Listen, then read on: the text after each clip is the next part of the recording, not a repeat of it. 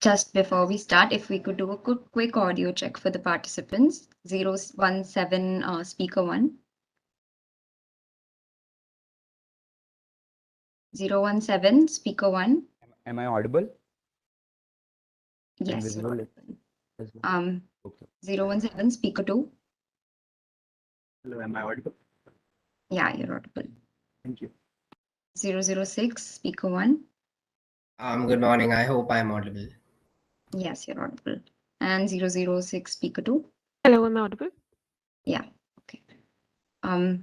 Judges and participants, to inform you, the CRO today would be Trisha Dutt, and she will be posting in the chat box at 10 minutes left, 5 minutes left, 2 minutes left, and then at time over. So all these timestamps will be available on the chat box. We can start whenever everyone's ready.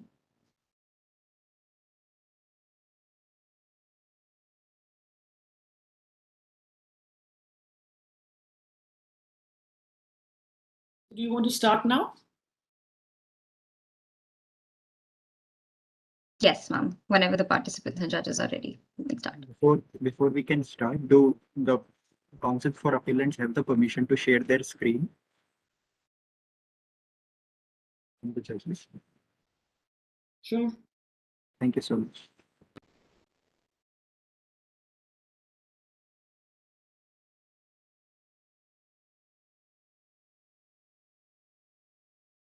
I hope I am properly audible and visible. Greetings to the. Am I audible? Be a little more louder and clear. Don't mumble. Am I audible? Yes, that's nice. Thank you. Greetings to the bench. The council seeks permission to address the bench collectively as lordship.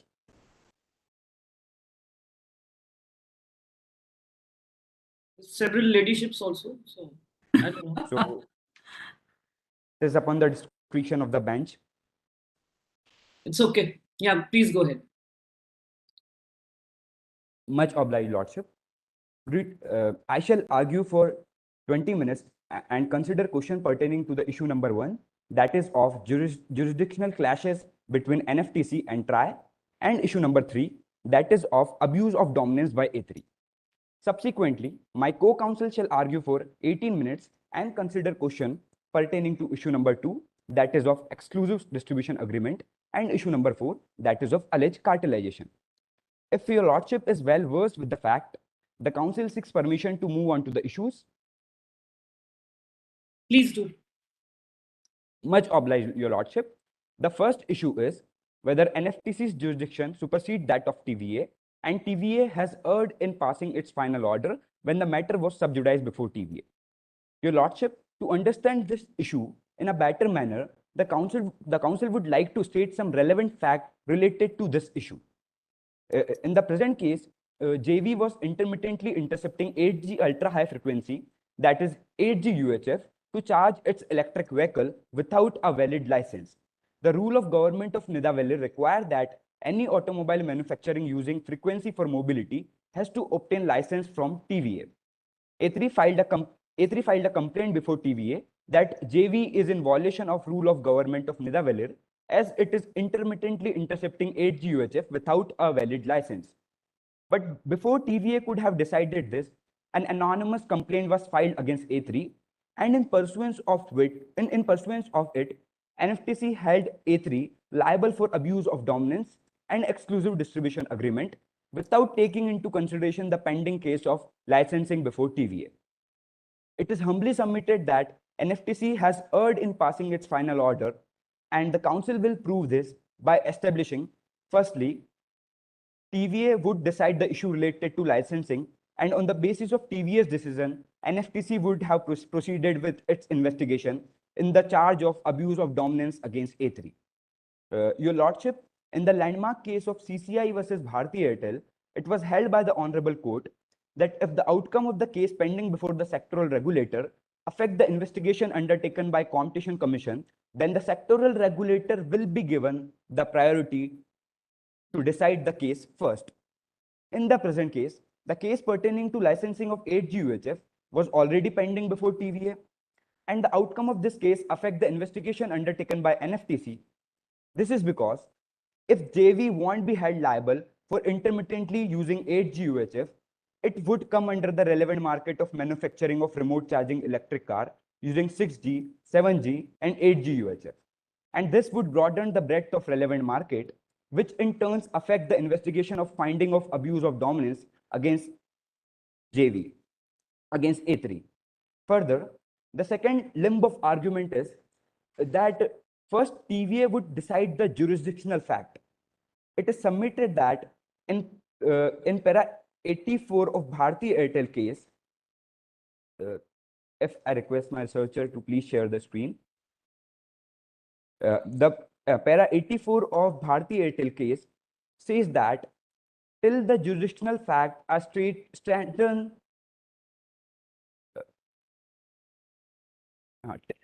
till the jurisdictional fact are strengthened and answered by TRI, which would bring on record finding of aforesaid aspect, the CCI is ill-equipped to proceed in this matter. That means that if there are jurisdictional facts which affect the finding of CCI, then CCI is ill-equipped to proceed in the matter till TRI has decided those jurisdictional facts.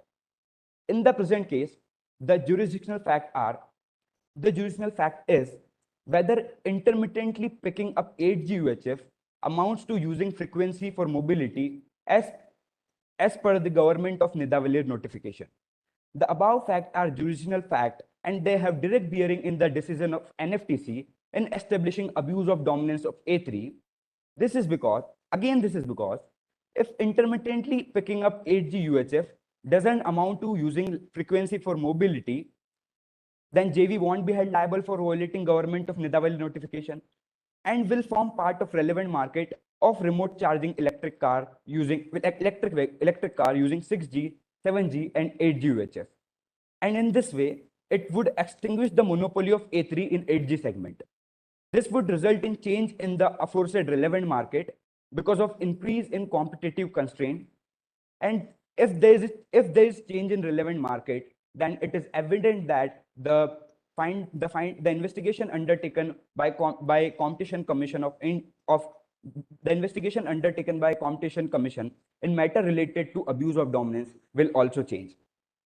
But in the present case, before the jurisdictional fact are strengthened and answered by TVA, NFTC proceeded in determining abuse of dominance against A3. Therefore, it has erred in passing its final order. If your lordship does not have any question, the council seeks permission to move on to the second issue. Just one question with the permission of the chair. Much obliged, your lordship. Could you explain how the fact of potentially picking up or not picking up 8G frequencies would expand the relevant market? Because let's assume they don't pick up the frequencies, then also 8G could be a separate market. And let's assume they do pick up the frequencies, then also 8G could be a separate market. So how is the TVA's decision actually going to impact the CCI proceedings? Thank you, lordship, for your question. Here, the issue that is pending before TVA is related to licensing of 8G UHF. The issue before TVA is that whether intermittently intercepting 8G UHF without a valid license amounts to violation of government of Nidavali notification. That is using 8G UHF without a valid license. Now, if the decision of TVA would be like, if for time being we assume that TVA won't held JV liable for not having a valid license for intermittently intercepting 8G UHF, then TVA is intermittently using 8G UHF, and if it gets clarity from if JV gets clarity from TVA, then TVA would come under the relevant market because it is intermittently intercepting 8G UHF in charging. Isn't that the factual determination that the TVA will, according to you, make whether or not it is intermittently intercepting 8G? Indeed, your lordship, this is given in the Moot proposition that that JV is intermittently intercepting 8G UHF. So what is the determination the TVA will make? Because it's also given in the fact sheet that there's no license. Your Lordship, that is the main contention. That is the council is contending to determine this issue. First, TVA is the rightful authority to determine this, because if TVA won't determine this, then the relevant market will get hampered. The first TVA should deal with this, and then CCI should proceed with the matter related to abuse of dominance against A3. That is the main contention here. Sure, thank you. Much obliged, Your Lordship. The second issue is the second sub issue. Let me just step in here. After you, ma'am. Thank you. I was on mute. Just to extend my colleague's line of reasoning and questioning. So there are two things. If TVA comes to the conclusion that sporadically picking up of 8G frequency means that the JV technology is a technology which is an 8G technology, is that correct? And hence they need to have got a license, and the fact that they don't have a license, they are illegally using 8G technology. Is that your contention? Indeed, indeed. And second question was, in the sense, now supposing they say that picking up 8G frequency does not imply that they need to get a license, all right? So Indeed. therefore, the JV is a pure play 6G, 7G technology, right? And then you say, then they are in a different relevant market. Not different relevant market, but the relevant market, because of arrival of JV in the relevant market, the competitive constraint in the relevant market will get changed. No, the point which was being asked here was that, so if there are two decisions which the TVA can take, so the TVA can move in either direction. Either Indeed. it can say that, yes, given the fact that there is sporadic ability to pick up 8G frequency, so therefore the JV is needs to get an 8G license and is recognized as an 8G license holder once it gets it. Indeed. So second is, it says no. All right. So the sporadic ability of the technology to pick up 8G does not mean that it is a 8G technology, and therefore it does not require a license. Indeed. So in the first instance, you're saying it will be in the same relevant market as that means as yours, and in the second instance, it will be in a different relevant market. Indeed. And therefore, it will impact the market power. Indeed. All right. Thank you, Your Lordship. Now the council is moving to the next sub-issue. The next issue, that is whether A3 is in violation of Section 4 of the Act. It is humbly submitted that A3 is not in violation of Section 4 of the Act. The council will prove this by establishing, firstly, the relevant market in the present case. Secondly, that A3 is not dominant in the relevant market. Thirdly, in arguendo, if A3 is dominant, it has not abused its dominant position. Relevant market constitute of relevant product market and relevant geographic market. And it is important to define relevant market because it helps in ascertaining the competitive constraint that an undertaking faces. In the present case, the relevant market is remote charging of electric vehicles, electric cars, which are using 6G, 7G, and 8G UHF in the state of Nida Valley. The said market is relevant firstly, that there is demand substitutability in the relevant market. And secondly, the defined relevant market satisfies the touchstone set under Section 19, Clause 7 of the Act. Your Lordship, Section 2, Clause T of the Competition Act define relevant market in terms of substitutability. It says it encompasses all goods and services which are regarded as interchangeable or substitutable by reason of product characteristics, price, and intended use.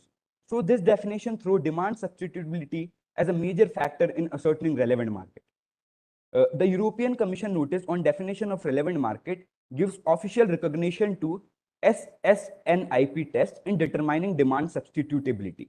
The test states that if this party would switch to readily available substitutes located elsewhere in response to a hypothetical small but permanent relative price increase, those substitutes would also form part of the relevant market. In the present case, customer would switch to the product of JV in response to a hypothetical but permanent relative price increase in the product of A3. This is because the fact that A3 having access to special and efficient technology of CSC would not help A3 in stopping its customer base from switching to JV product. This can be inferred from the fact that even when the price range of A3 and JV product are same, customers are buying JV's product on a larger scale irrespective of A3's special technology. Thus, if A3 makes a smaller increase in price of its product, customer would switch to JV, and therefore JV also form part of the relevant market. And for the same reason, there is demand substitutability in the product of A3 and JV. Now, the council will prove that the present relevant market also satisfies the touchstone set under section 19 clause 7 of the Act. The first factor, or we can say the first touchstone, is the physical character and end use of the good. In the present relevant market, there are two goods. The first one is electric car which get charged while using 8G UHF, in which A3 is operating. And the second kind of product is electric cars which get charged while using 6G and 7G frequency. In this A3 is operating, and the end use of this two product is same because both are electric car. Your lordship, the fact that A3's car are a bit efficient in charging and get charged a bit earlier than that of JV would not make any difference in end use of this product.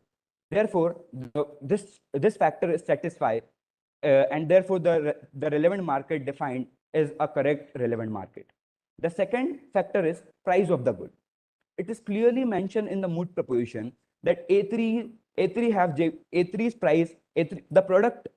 price of A3's product and that of JV's product are same. Therefore, due to similarity in price, they are substitutable with each other, and hence they belong to the same relevant market. The third factor is consumer preference. Paragraph 12 of the Moot proposition clearly mentioned that JV is making good sale in the market and giving cutthroat competition to A3.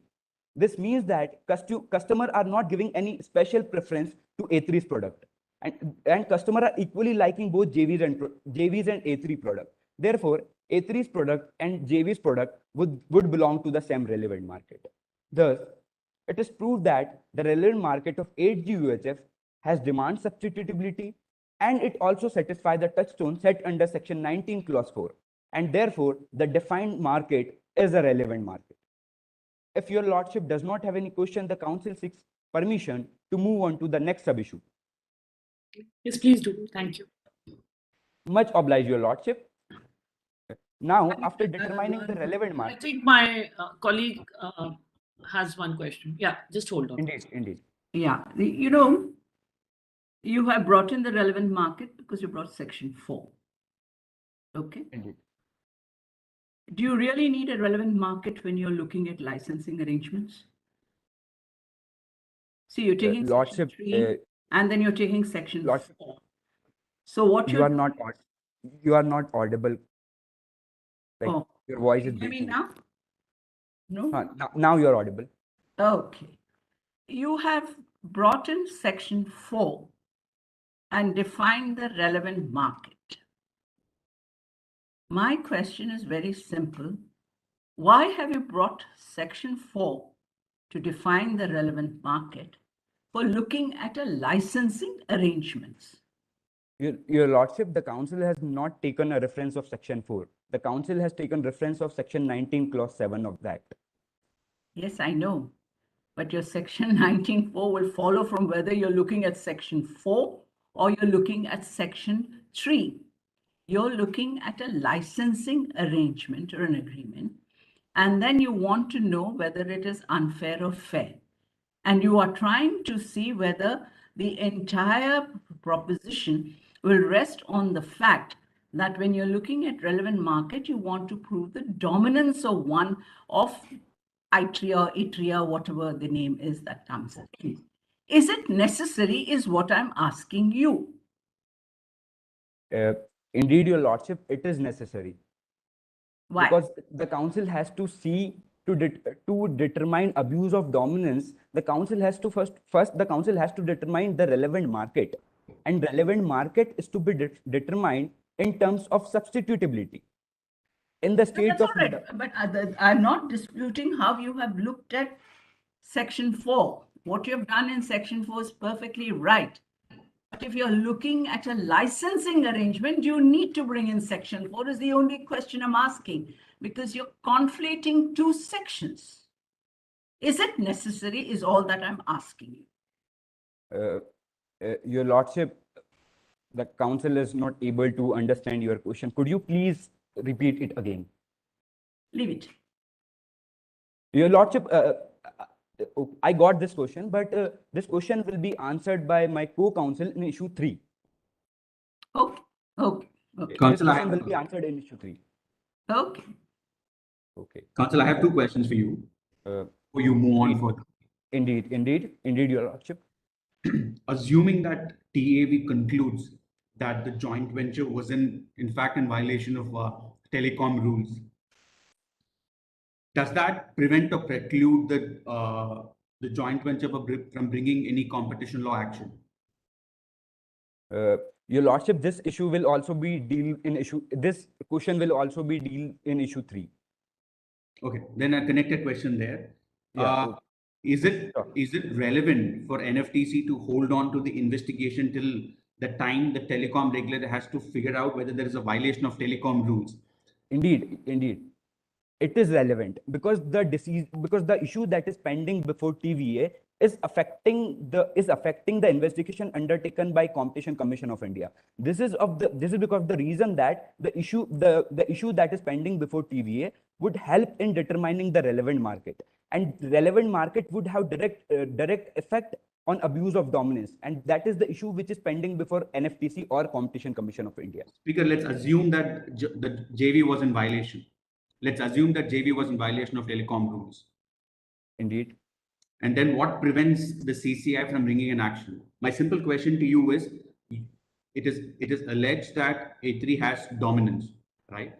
As a dominant entity, any restriction that you impose preventing entry of a new player into the market will have to be looked into by the competition authority, irrespective of the complainant is in violation of telecom rules or not, right? These are all in rem proceedings. It's not an in personam proceeding, right? It's an in rem proceeding. Why should we interfere at this stage and prevent NFTC from continuing this investigation? Or why should we set aside the entire order passed by NFTC? That's my simple question. This is because of the reason that if the decision of TVA would come in the favor of JV, then we can say that JV is using the frequency that JV is using frequency legally. And if JV is using intermittently intercepting 8G UHF legally, then definitely JV would come under the relevant market and competitive constraint will increase. No, but what my earlier speaker was trying to say is what are the powers of the TVA? You see, they cannot encroach into the areas which are that of the Competition Commission of India. Indeed. And therefore, you have to be very clear. And I think myself and the earlier speakers were just trying to say that in terms of things like defining relevant market and all, the TVA may not have the expertise. It is not their area anyhow. You see, this is a case that has been going on, which has come up very often just because the NECLAT or the competition appellate said that let the decision be first done by the TRI and then CCI. It doesn't answer certain basic issues or what the TVA can do. Have you looked at it? Or what TRI can do? Let me put it even more simply. Indeed, your Lordship. Here, the council is not contending that TVA should look into the relevant market. TVA should look into its own jurisdiction, and that is licensing related issue. And the council is contending that the licensing related issue has effect on definition of relevant market. The council is not contending that TVA should look into the relevant market, but the licensing issue, which is the sole prerogative of TVA, is solely the licensing issue. The decision of this licensing issue will help in defining the relevant market. Therefore, Counsel, sorry for interjecting, counsel, but are you kind of putting forward an argument that TAB's determination of whether there's a telecom violation or not will assist the CCI in determining the relevant market? Is that what you're saying? Indeed, your lordship. Right. That is what the council is contending. Okay. So then why did you highlight consumer preference and all the other factors that have to be taken into account for defining the relevant market? Because if TAB's conclusion of violation of telecom regulations is good enough for this competition commission of the said NFTC to determine the relevant market, then what is the purpose of setting out factors? Your lordship, the licensing issue that is before TVA is would help in determining the competitive constraint, and competitive constraint is not the sole basis on which relevant market will be market is defined. The other factor which are mentioned under section 19 clause 7 should also be taken into account. Let me be clear. I take it that your argument is that you are letting TVA define the relevant market. You're letting TVA decide where competitive constraints come, and you're allowing TVA to take on the role of the competition commission, and that you're fine with it. You see, that's the link that I'm trying to establish continuously. If that is your viewpoint, go ahead. I mean, indeed, your lordship, that is what council is contending, and this issue will become more. This question will become more clear in the third issue that my co-counsel will be dealing. You know, there's an overlap. Indeed, your lordship, there is overlap between issue number 3 and issue number 2. Sure. If you now, after determining the relevant market in the I know there's so many questions which have been raised. So so it's triggered some more questions in my mind. So the relevant market needs to be determined for establishing Section 4's abuse. Was the complaint also alleging Section 3 subsection 4 abuse? And does the relevant market need to be defined for Section 3 subsection 4? Indeed, your lordship, the relevant market that the council has determined, the same relevant market will be useful in determining the violation of Section 3, and that is in issue number in the next issue. No, but sorry, please go ahead. Yeah. I think what we're all trying to do, and maybe Payal will be able to explain it better, is why this conflation of two sections. See, if you can explain that, that's fine. But Payal will explain further, please. Yeah. So my question was to the council was that, do you think the Act requires a definition of relevant market in Section 3 subsection 4? Right. Indeed, your lordship, the section does require the definition of relevant market. Why do you say so? Which provision of Section 3 subsection 4 says that? Your lordship, issue number 3. Because if you look at Section 4, all right, Section 4 means quite explicitly uses the term relevant market. Does Section 3 subsection 4, because if you look at the explanation of Section 4, it says that for the purpose of the section, the expression dominant position means a position of strength enjoyed by an enterprise in the relevant market in India. All right. So where in Section 3 subsection 4 is there a mention of relevant market? Indeed, your lordship, the council understand your question, but my co-counsel will be dealing with issue number 2 and issue number 4. So this question is very much relevant for those issues. So the council is contending that this question will be completely answered by my co-counsel. Okay. So one more question. You kept on invoking section 19 subsection 7, and that was my colleague's question as well, where the commission, while determining the relevant market, may have due regard to all or any of the factors, namely, so there are basically A, B, C, D, E, F, all right? So 6 factors.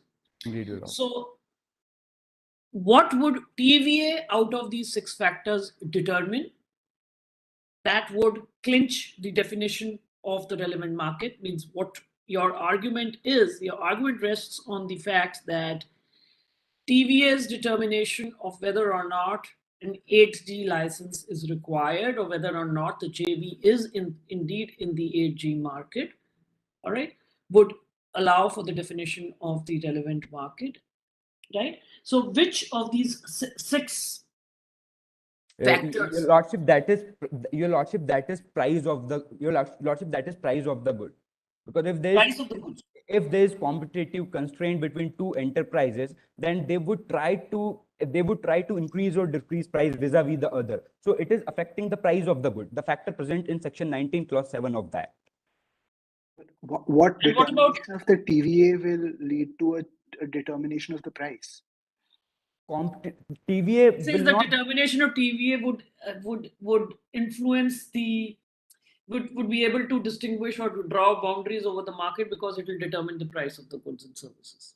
Could you explain how it would determine the price of the good? Because the TVA is not a price regulator, just like the competition authority isn't a price regulator. Indeed, your lordship. What the council is contending that the TVA, the decision of TVA would hamper competitive constraint, that what are the number of players that are present in the relevant market, and competition directly related, and competitive constraint directly defined price. Sorry.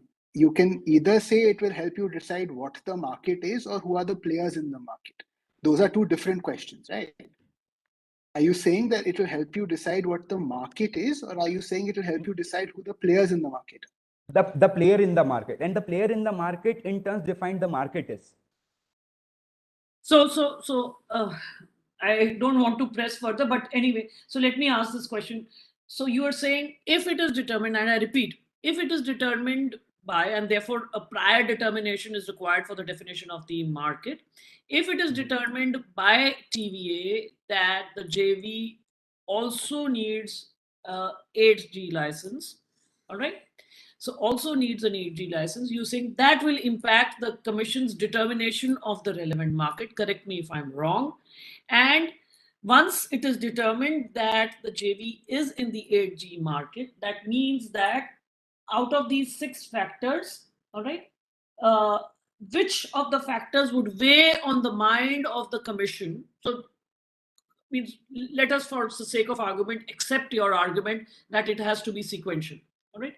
So if it is sequential and the TVA arrives, so I'm just saying for the sake of argument, TVA arrives at a conclusion that the JV is also in 8G, has 8G capabilities, and hence therefore then how would the market be defined based on which of the factors in 19.7?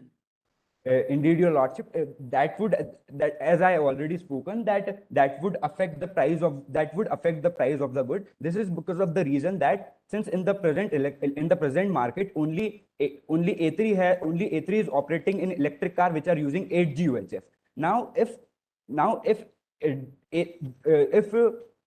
JV would also come into the market, then the monopoly of A3 in the first segment would be extinguished, and therefore, due to presence of two players in the market who are providing the same service, there would be increase or decrease in their price because there will be competition. Yeah, I understand what you're saying, but won't the factor existence of specialized producers or physical characteristics or end use of goods weigh upon the commission in the definition of the relevant market on account of TVA's determination? Your lordship, what the council is contending, that the decision that is pending before TVA will not solely define the relevant market, but will assist the Competition Commission of India while taking into account the factors that are mentioned in 19th clause 7 in determining the relevant market. And there you say the price of goods is the factor. Indeed, your lordship. All right. So until my colleagues, if they have any questions, otherwise we can ask the council to proceed. Sure. Yeah. So after determining the relevant market in the present case, the council will prove that A3 is not dominant in the relevant market. In order to prove non-dominance of A3 in the relevant market, the council will establish, firstly, that A3 cannot operate independently of the market forces prevailing in the relevant market. And secondly, that A3 does not enjoy a dominant position on the basis of touchstone set under Section 19, Clause 4 of the Competition Act. It is submitted that Section 4 of the Competition Act defined dominant position as position of strength enjoyed by an enterprise which enable it to operate independently of competitive forces prevailing in the market. The Honorable Court in the renowned spare auto part case relied on European Commission guideline in applying Article 82. I would like my searcher to share the relevant part.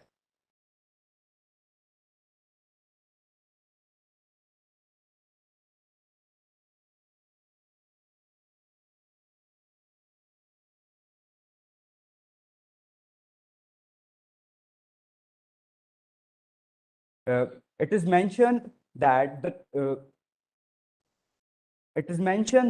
the notion of independence is related to degree of competitive constraint exerted on the undertaking in question. Dominance entails that this competitive constraints are not sufficiently effective. In the present case, there high degree of competitive constraint exerted on A3 due to high competition it received from JV's product. Therefore, A3 cannot act independently of competitive forces prevailing in the market. Thus, it is proved that A3 is not dominant in the relevant market. Now, doesn't A3 have a 51% market share? Your lordship, that the share of the A3 share of 51% is in automobile industry. And so it will be even more in electric, right? Your lordship, the dynamics of the market in the present case is their automobile industry. The automobile industry is divided into electric cars and electric vehicle and manual vehicle. Further, electric cars are divided into different segments. So the market share of A3, this is the market dynamics in the state of Netherlands. So the 51% market share that is that A3 has that is present in automobile manufacturing industry, that is not present in the relevant market, and the relevant market is electric cars which are using 6G, 7G and 8G frequency. Doesn't A3 make only electric cars? Indeed, your lordship, A3 makes only electric cars. So then if it's 51% of all automobile industry, which I don't believe it is, but let's take your argument on its face. If it's 51% of all automobiles, won't it be even more than that in the electric car segment? Because you'll have all the traditional automobiles out. Indeed, your lordship, electric car is, if you see, electric car is further divided into electric car which get charged using mobile phone, and electric car which get charged using 6G, 7G and 8G frequency. So from electric car market share, we can't interpret the market share in this two segment. Okay, how do electric cars? Go ahead, Yaman. Sorry, how do electric cars that don't get charged using 6G, 7G or 8G technology get charged? They get charged by use of mobile phone, and that technology become very older. And according to you, A3 is majorly active in that mobile phone charging market and not in the 6G, 7G, 8G market. Your lordship, that the Moot proposition is silent on it, so we can't assume that in which segment electric car is dominant. But where A3 has entered into this agreement with Altron, is the first manufacturer or provider of this technology with 8G ultra high frequency charging, you can't assume that it is actually a player in this market, a major player in this market. Your lordship, the council is not assuming. That is why the council is contending that A3 is not dominant in this relevant market. Okay, thank you. That's it from me. Sorry, ma'am.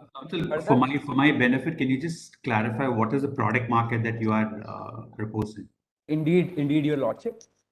Basically, the product market is. I would like to define the market dynamics in the present case. It is very peculiar. The market is the first market is automobile manufacturing industry. The automobile manufacturing industry is divided into electric vehicle. The electric vehicle. Council, just give us a simple answer. What is your product market? Your lordship, the product market is remote charging, remote charging of electric cars, which get charged using 6G, 7G, and 8G frequency. And in this relevant market, there are only two players, that is A3 and JV. And we don't know the market share of A3 and JV. We know that there is competition in the market, and therefore A3 is not dominant in this market. So, for clarity, so 51% market share is of A3 in the electric car market, right?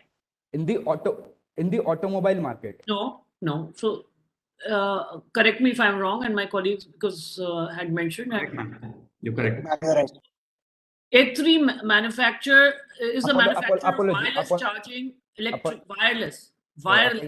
Apologies, your lordship. The A3's market share is 51% in electric automotive manufacturing. And even the distinction which you were making between smartphone charging versus wireless charging, all right? Again, these are clarifications sought from the council. So A3 manufacturers is a manufacturer of wireless charging electric cars using the 6G, 7G, and 8G technology. Okay, is a manufacturer of wireless charging. So this charging using smartphones, is it wireless charging? No. It is not wireless. It is wireless charging, but for that, mobile phone needs to kept very near to the source in which the frequency is coming. While the electric car which get charged using 6G, 7G, and 8G frequency, using 8G frequency, they get charged from huge distance of up to 100 kilometers. Therefore, the distinction is made. I hope. Have you seen clarification 20 to the Moot proposition? Indeed, your lord. It said that before the emergence of 8G charging, 6G and 7G were most commonly used technology for charging services in electric cars. That would suggest that your pink circle and your green circle are essentially the same circle. Pink circle and green circle. Because there doesn't seem to be a difference between the charging using smartphones and charging using 6G and 7G technology. 8G is different, but you're saying it's the same market. No, your lordship, these are two different circles, because further the electric cars are divided into 6G, 7G, and 8G, and there's a division of electric car which get charged via mobile phone. Yeah, where are you getting that? Because even mobile phones use 6G and 7G technology. Your lordship, mobile phone uses 6G and 7G technology. I would like to draw your attention to paragraph 5 of the Moot proposition. Paragraph 5. Previously, electric car required a smartphone to receive the 8G UHF signal. Even though the electric car which get charged by a mobile phone can use 6G, 7G, and 8G UHF, but the market that we have defined is different from this market. This is because of the reason that 6G, 7G, and 8G frequency are intercepted by use of technologies that are developed by A3 and JV, and that is CSC technology and ICC technology. That is why this market is different between. Okay, so just clarifications. Then basically what your contention is that this 51% market share is in the electric automotive manufacturing industry, right? And it is not very clear that out of this 51% market, how much market is or can be attributed to A3 on account of the CSC technology mechanism of remote charging, and hence also the distinction between how much could it be then be attributed to the joint ventures technology of that is integrated circuit chip. Indeed. Okay. Indeed. That is what council is contending. Much obliged, your lordship. Now, I would now the I council have a will- question here. I just want a clarification that you Indeed, are your lordship. referring to 51% of market share on the basis of value of sales. Is there any opinion of the council on the basis of 30% in terms of volume? Your lordship, the council is not taking into account the market share completely. Our relevant market is independent of market share of A3. Our relevant market is electric car which are using 6G, 7G, and 8G frequency. Now in this market, A3 is operating, and apart from A3, JV is also there, because JV car get charged using 6G and 7G technology, 6G and 7G frequency, and electric and A3's car get charged using 8G frequency. So in the present market, they are two relevant. There are two players, and the market share of A3 that is provided in electric market is completely different from the defined relevant market. Council, if A3 is only manufacturing wireless charging electric cars, Indeed. then its market share in the wireless charging market will be higher than 51, right?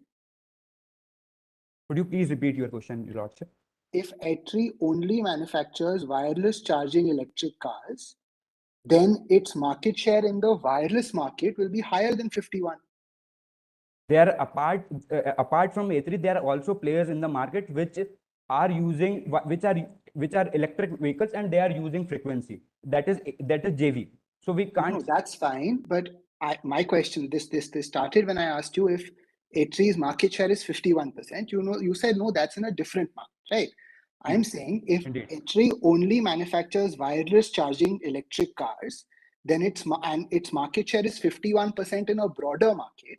Its market share will be even higher in this market for wireless charging electric cars. No, Your Lordship, because the other segment is electric car which get charged using smartphone also. But so it may be a doesn't make those, right? A3 only makes wireless charging electric cars, according to the clarifications. Your Lordship, A3 is also engaged in that market also. That's not what clarification 26 says. It says A3 only manufactures wireless charging electric cars. Wireless charging electric car, and the division is wireless charging electric car which get charged by a mobile phone and which get charged using 8G UHF. 8G UHF. Okay, all right. I'm sorry, I missed that. Thank you. So Thank wireless charging, so electric cars, electric cars are charged. They can be either through smartphones, which you said have to be kept in proximity. Exactly. What was the proximity that you're talking about? It is written very close. Very close. Very close, but still wireless. All right. Still wireless. And then you are saying remote. Okay. Using the CSC and the IC technology. This is just for clarification. Indeed. For CSC and IC technology is remote charging. A3 is only using CS. 8G, no, I know that. But your contention is that IC technology and CSC technology are interchangeable. If IC technology 6G, 7G, and 8G, so 6G, 7G, because IC at least can use 6G, 7G. All right. Indeed. And so if it can use 6G, 7G, then 6G, 7G also allows for remote charging. Is that correct? Indeed, correct. All right. After proving that A3 is not dominant in the relevant market, the council will prove that A3. After proving that A3 is not dominant in the relevant market, the council will prove that. Hello, am I audible?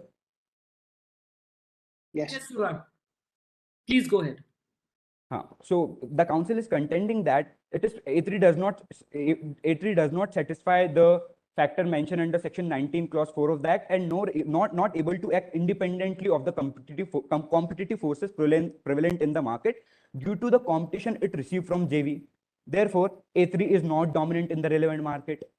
In arguendo, if A3 is dominant, it has not abused its dominant position. Section 4 clause 2 of the act provides that there shall be abuse of dominant position if an enterprise or group imposes unfair or discriminatory prices in purchase of goods. It is inclusive of predatory prices and excessive prices. In the present case, being the sole manufacturer of 8G UHF in the market, A3 has never resorted to predatory prices in order to out JV from the market, or excessive prices in order to exploit the customer. Therefore, A3 has not abused its dominant position. Further, Your Lordship, the Competition Commission of India in Shamsher Kataria case relied on the United Brand case decided by European Court of Justice, held that a price charge is excessive and unfair if it has no reasonable relation to the economic value of the product supplied. In the present case, the price charged by A3 has reasonable relation to the economic value of the product supply because its product has the capability to get remotely charged from a wide distance up to a range of 100 kilometers. Therefore, Your Lordship, A3 has not abused its dominant position. So it is proved that that the dominant market in the relevant case is remote charging of electric car which are using 6G, 7G and 8G technology. It is also proved that A3 is not dominant in the relevant market because of the competitive constraint that it is receiving from JV. And in arguendo, it is also proved that if A3 is dominant, it has not abused its dominant position. Thus, A3 cannot be held liable under Section 4 of the Act. With this, the council now rests his argument. It was indeed a pleasure arguing before the Honorable Court. Now, the council seeks permission of this Honorable Court to allow my co-counsel to present the further issues. One exit question, and my colleagues may also have questions. So you are saying even if it is dominant, so you dealt with the relevant market, etc. But when it comes to conduct, you said even if it is dominant, it has not abused its dominant position. How did you reach to that conclusion? Your Lordship, since A3 is the only provider of 8G of electric car which get charged using 8G frequency, which get charged by 8G frequency, so it would have priced its product at a very higher level, but it didn't. Therefore, A3 is not abusing its dominant position. Is there anything given in the proposition that it did? Indeed, Your Lordship. In para 12 of the Moot proposition, it is written that they have similar premium price range. The product of A3 and JV have similar premium price range. From that we can infer that A3 is not charging excessive prices. No, but what about the exclusive arrangement with Ultron? Your Lordship, the exclusive distribution arrangement with Ultron, A3 is saying that Ultron is not supposed to provide 8G UHF to any comparable remote charging facility.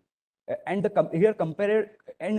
present market, in the present case, the relevant market is 6G, 7G, and 8G. The cars which get charged using 6G, 7G, and 8G frequency. While A3 is stopping only those cars that use 8G UHF, and even in that segment, only those cars which are using 8G frequency, which are comparable to that of A3. So A3 has kept the market open for 6G and 7G frequency, and it has only restricted a minute part of the market.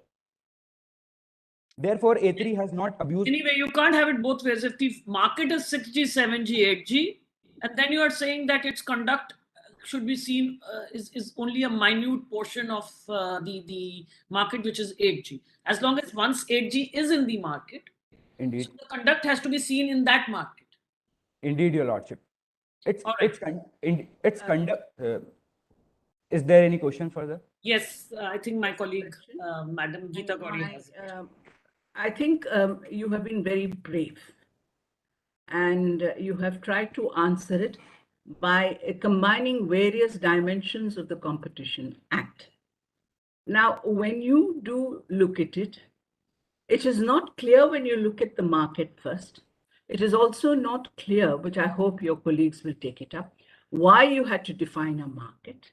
It is also not clear why a license agreement would have to depend on the market, namely that of Section 4, and the way you have defined the relevant market. You can take them and break them up into separate sections. So what happens is, I do congratulate you for your brave front, but at the same time, which I will take it up later at the ending of the whole thing. It is not necessary in your arguments to be able to prove section 3(4), to be able to take section 4 and then look at the relevant market in a very convoluted manner. So your arguments, if you want to, just stay with the fact what you want to do. I mean, just stay with which section you want to think there is an anti-competitiveness that is occurring. Okay? Yes. Or there is no anti-competitiveness at all because they're competitive constraints, right? Indeed, Your Lord. Now, let me hear the other arguments, but please don't repeat the dominant and relevant market section again and again. We've heard your arguments being repetitive. Indeed, Your Lordship. But the council is saying that to prove dominance, you have to prove relevant market. And to prove relevant market, we have to rely on the sections, on the provision that are present under the Act. And that is the council is doing. Right. I can't say anything. So with this, the council seeks permission to allow the co-council to present the further issues. Please, thank you so much. It was indeed a pleasure arguing before. Right. Good.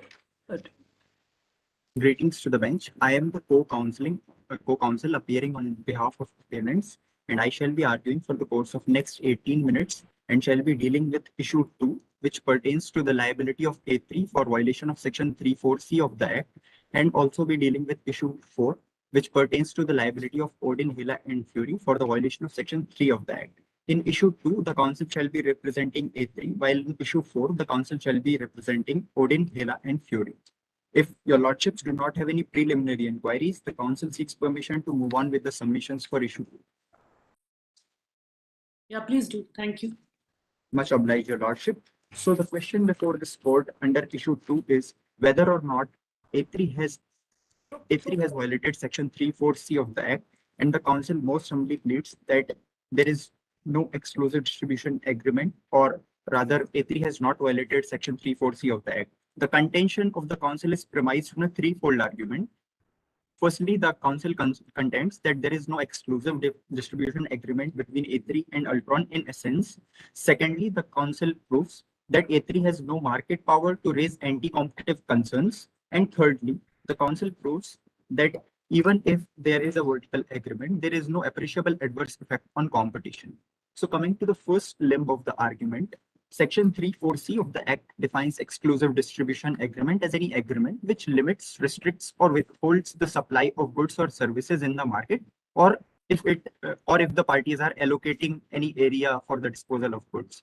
However, in the incident case, your lordship, the agreement between A3 and Ultron, though it is a restrictive clause, but it's not a complete restriction.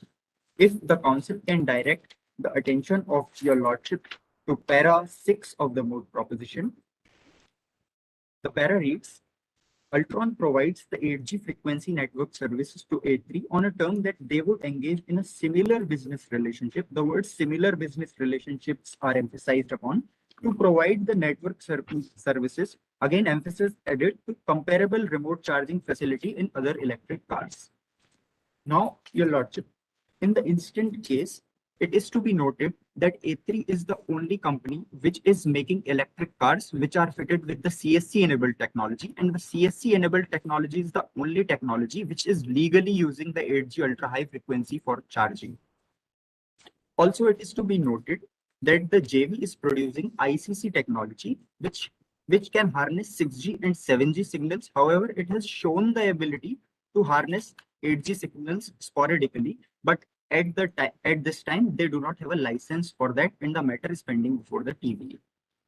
In the instant case, your lordship, if we consider the market as my co-counsel has already delineated the relevant market as the market of remote charging electric cars using 6G, 7G, and 8G ultra high frequency. Now, Sorry for interjecting. Did your co-counsel not just a minute ago argue that 6G, 7G, and 8G are comparable and they are in the same market? Indeed, your lordship. So the relevant market is the electric cars which use 6G, 7G, and 8G ultra high frequency. That's the relevant market. So then going back to the paragraph 6 that you just showed us, right? Different thing. Aren't these similarly placed businesses?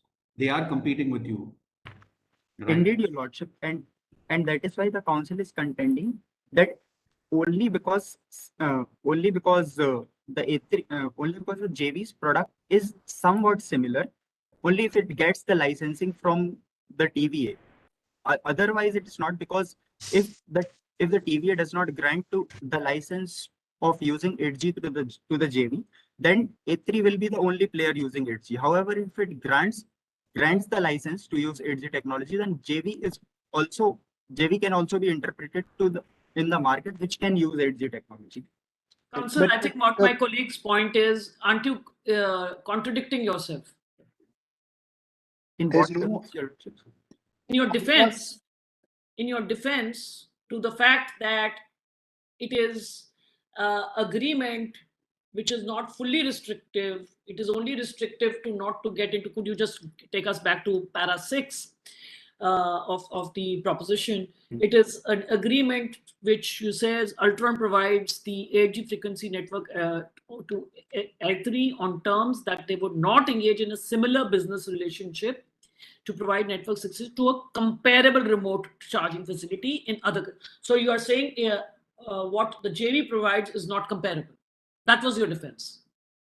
The council is contending that it has been found by under the investigation of A3 that the charging technology of JV indeed has the potential to become a comparable technology, and that is why it is restricting. That is why Ultron is restricted from supplying the 8G technology to them. So you It's the agree that content. Ultron is restricted from supplying to the JV, right? We do not contend that we have restricted Ultron from supplying. However, our contention is that such a restriction is a reasonable restriction, and it won't affect the market, and the agreement won't cause AEs in the market. No, the second part is fine. I'm still on the first part. Are you or are you not restricting Ultron from supplying to the JV? Does your agreement with them set out in paragraph 6 restrict supply to the JV? Indeed, it is. We can interpret it to mean that the JV is restricted if we contend that the product of JV is comparable to that of A3, and in this That's regard, what your first speaker contended, right? Your first speaker said 6G, 7G, and 8G are all comparable. Indeed. So then they are comparable, so it is restricted. Yes, we do concede that such an agreement is restrictive. However, we are contending that this restriction is reasonable and it won't affect the market. That is what our contention is. All right. I think we then understood something else, all my colleagues and me, with what you had said earlier. So if I may ask you, say, when this restriction is reasonable, what are the grounds of giving this reasonability here? Indeed, Your Lordship. So, if Your Lordships allow, can the council deal with this question in the third limb of the argument, wherein Sure. the council. Sure. Thank you, Your Lordship. So, coming to the second limb of the argument, the council is now contending that A3 has no market power to raise anti-competitive concerns. So, in the instant case, the council is relying on the Sonam Sharma versus Apple case, wherein the Competition Commission has noted that the vertical agreements are not per se anti-competitive, and we have to undertake a rule of reason analysis under Section 19. However, even before delving into the rule of reason analysis, basing it on the factors under Section 19, we have to first determine whether the party has the market share or market power to affect the market. Because if it doesn't have the ability to affect the market, the rule of reason exercise is futile. So the instant case, the council is contending that A3 is not the A3 has not sufficient market power to raise anti-competitive concerns in the market. May I request my researcher to just share the screen wherein the market is available.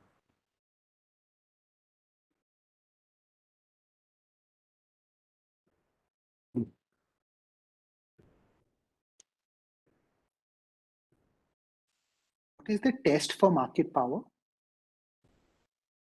Pardon, Your Lordship. You said that A3 doesn't have sufficient market power for there to be a issue under Section 3, subsection 4. What is the test for market power? So, Your Lordship, if we have to define market power, we can say that it is a position of strength to affect market outcome. Isn't that the definition of dominance? Your Lordship, the council, with its limited knowledge, contends that both are similar. In the EU jurisprudence, they use market power, wherein Indian jurisprudence we use dominance. So, but section 3 is not a dominant section, right? Section 3(4) can apply even if an enterprise is not dominant. Indeed, Your Lordship. So that is very clear that the Supreme Court has also said that there is no need to define a relevant market for undertaking Section 3 analysis. However, it is always good to have a relevant market defined so that it is easier to interpret Section 19.3 terms, the factors of 19.3. Like it has factors like entry barriers. That's not my question. My question is whether Section 3 requires a finding, Section 3(4) requires a finding of dominance, because you said that Sonam Sharma requires a finding of market power in order to have a violation of 3(4). You then said that market power is equal to dominance. That suggests that Section 3(4) requires a finding of dominance, which is antithetical to the act. Pardon, Your Lordship, I couldn't understand you. My colleague's question is that Section 3(4) and Section 4, does it have the same standard of market power / market share? Are you explaining to us or telling us that dominance is the test that one needs to fulfill to initiate an action under Section 3(4)?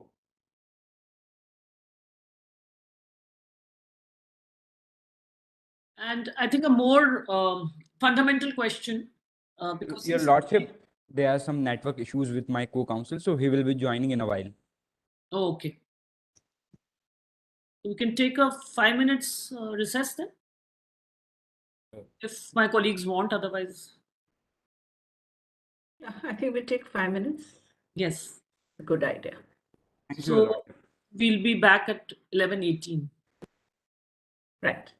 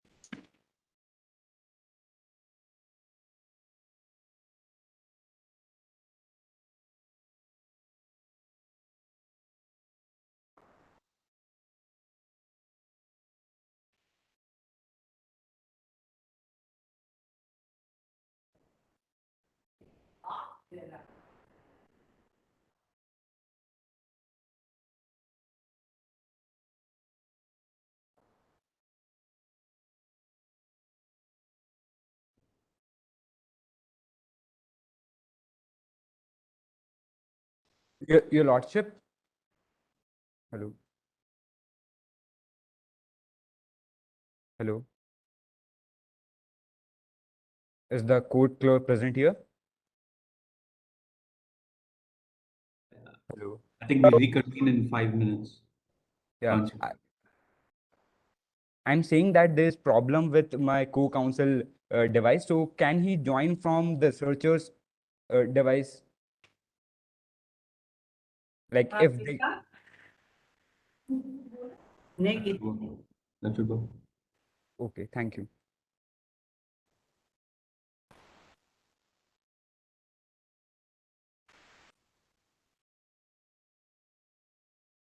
Oh, it's darker now, Rajesh.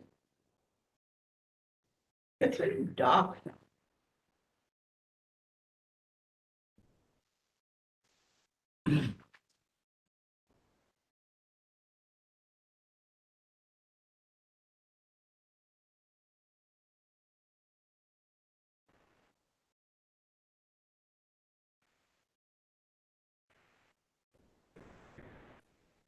See how dark it is.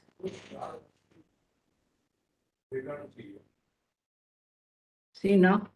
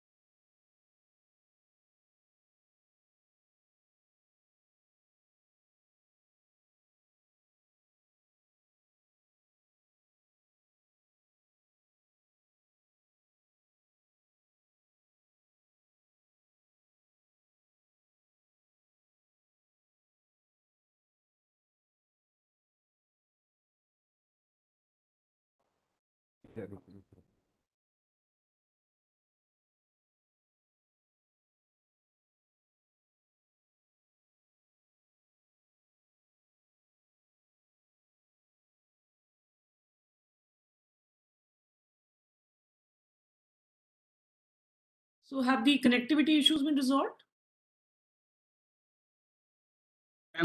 Speaker 1 and speaker 2 will be using the same device. Will it be okay? Yeah, perfectly all right, as long as we continue with the procedures. Thank you, Lord.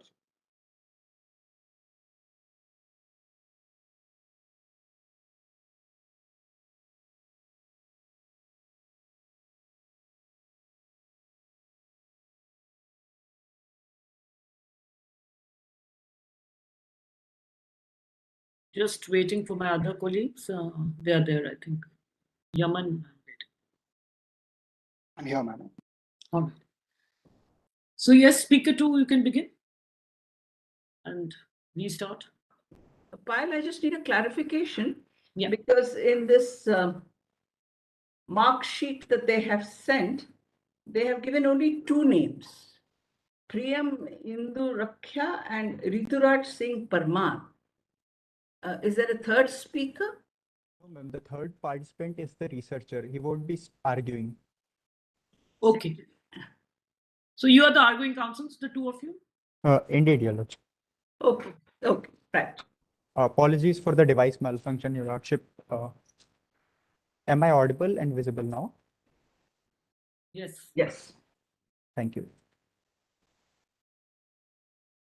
So the counsel was arguing the second limb of the argument,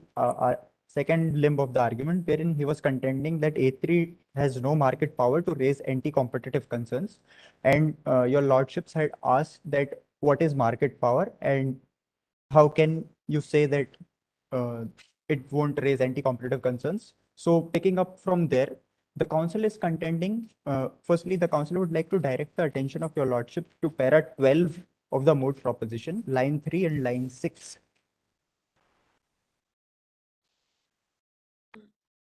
The line 3 mentions that the JV, even after the CSC technology is superior, it has continued to make good sales.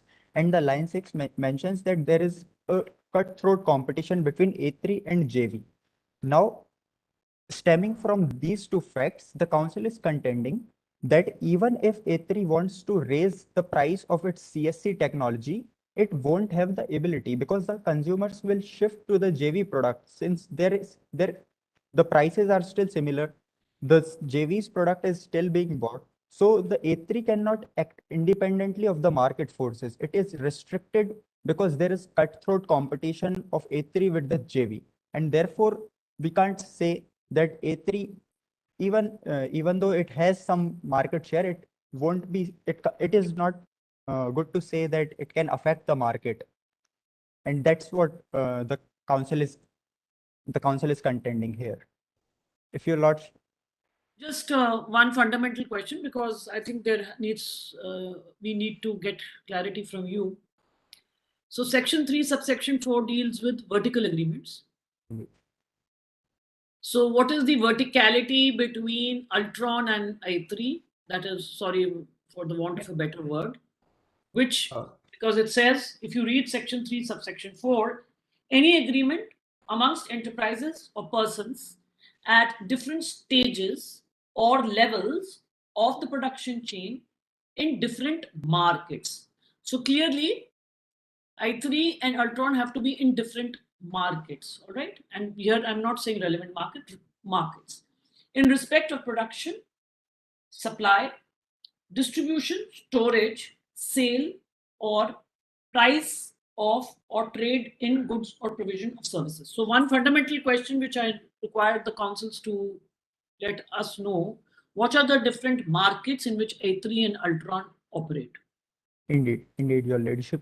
So the two essentials of a vertical agreement under Section 3, Clause 4 are that firstly, both the parties should be enterprise within the meaning of Section 2H, and then they should operate in different markets.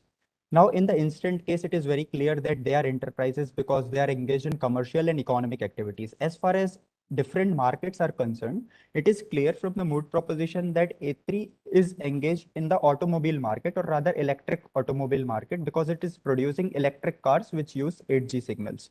That is one market. Whereas Ultron, it is provided in the Moot proposition, Ultron is a service provider of 8G signals. So it deals in completely different market that is related to the provision of services. Now it is to be noted that a service provider is it does not perform only one function of providing signals to a, say, a automobile manufacturer. It can also provide its frequency to telecom market players as well. And that is why the council is contending that one of the player is in automobile market and the another player is in the market of provision of 8G UHF services. And that is how the council is establishing the verticality of the agreement. What is the relevance of, sorry. Sure. Yeah, so what is the relevance of market power here for A3 and the downstream market player, Ultron? Does it make any impact on the exclusive relationship that you are denying here? So one of the ways of looking at it could be that when A3 and Ultron were dealing, had A3 been in a dominant position or it had a significant market power, the other party to the agreement, that is Ultron, it would also have had the incentive to deal with it, or it could not have refused to deal with it. But since the A3 does not have market power, it kind of gives legitimacy to the agreement that Ultron is entering into the agreement not because of some pressure that A3 is dominant and if we don't deal with it, we will be at a disadvantageous position. So that's one of the angles in which we can look at the use of market power in this agreement. In this context. Which type of agreements are these exclusive agreements? Are they unilateral obligations or bilateral obligations? The council pleads ignorance on this matter. Have you considered Ultron's market power? Given that they're the only supplier of 8G technology, wouldn't this exclusive arrangement be anti-competitive because they have market power? Your Lordship, but in this issue, we are contending that it is for the violation on part of A3. And also, if we see the market power of Ultron, which is obviously 100%, so if we consider them as dominant, since in this agreement, the allegation upon us is that A3 is restricting Ultron from providing the services. But in this case, Ultron is dominant. So, but as another judge has already asked you, this is about an anti-competitive vertical agreement. Vertical agreements are entered into between two people, and either of them could be the cause of an AAEC, right? So there's no requirement that there has to be market power at both levels. There must be market power at any one level. So if there's market power on the side of the supplier, and the supplier is not providing the service to anybody else in exchange for money or whatever else, then A3's competitors in the market are being excluded as a result of the agreement. And that would be an AAEC. Indeed, Your Lordship, in that case, the council would be relying on his third limb of the argument that there is no AAEC. If the council is permitted to move on with the submissions on that issue. Before you do that, one question. So NFTC pressed on 34C, right? Yes. So no other section of 34 was pressed upon A3? Your Lordship, the issue before this court is exclusively the violation of 34C. Okay. So what is the council's understanding of what is 34C? What is an exclusive distribution agreement?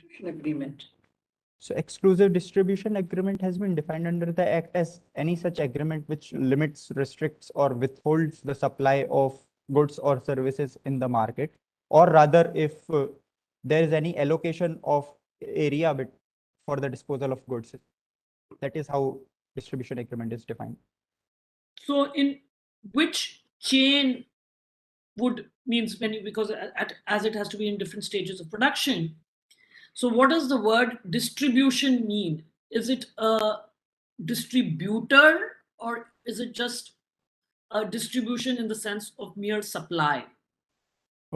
In the instant case, the problem is worded in such a way that we can't exactly say that is a that it is a full-fledged vertical agreement, because if we see that A3 has manufactured a CSC technology and it needs a complementary service, and Ultron is the provider of that complementary service, and the complementary service in this instant case is the 8G ultra high frequency. So in a way we can say that Ultron distributes the 8G ultra high frequency and A3 is using it, and the combination of both is giving rise to an optimal product, that is the electric cars which use 8G ultra high frequency. So again, clarification, is the verticality in terms of production, or is the verticality in terms of supply, or is the verticality in terms of distribution? Can I just add, is there any verticality?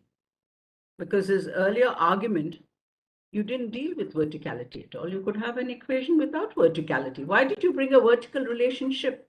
And you again read what Madam read on 3.4c. Indeed.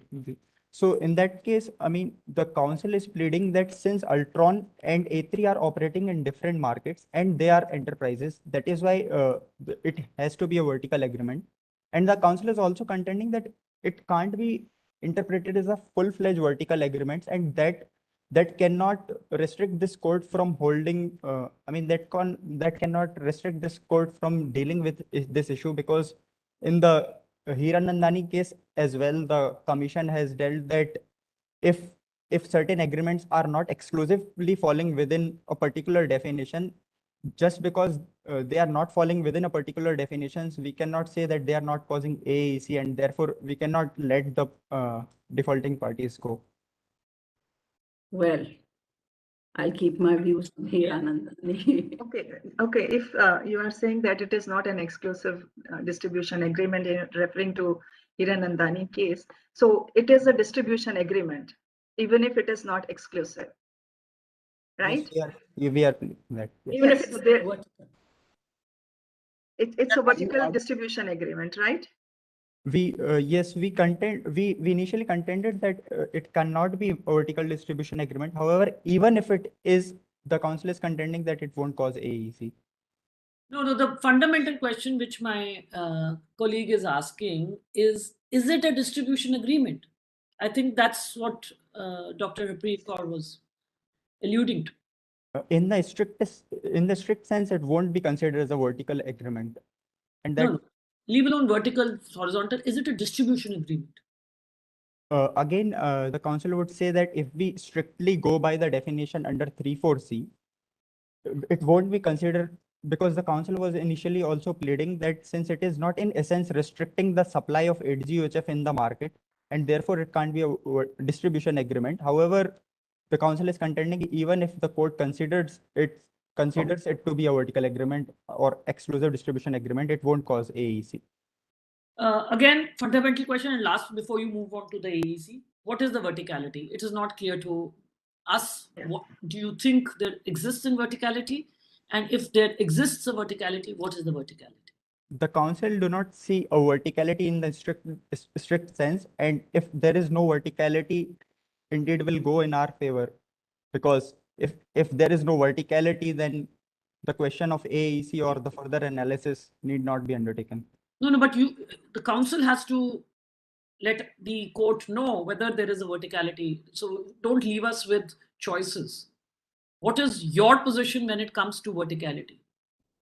So in the instant case, Your Lordship, the only understanding the council has right now is that since they are operating in different markets, that is why the council is contending that if at all there can be verticality, it should be construed in that manner that they are operating in different markets. Because if they were engaged in a similar trade or at a horizontal level, then it would have been covered under T2.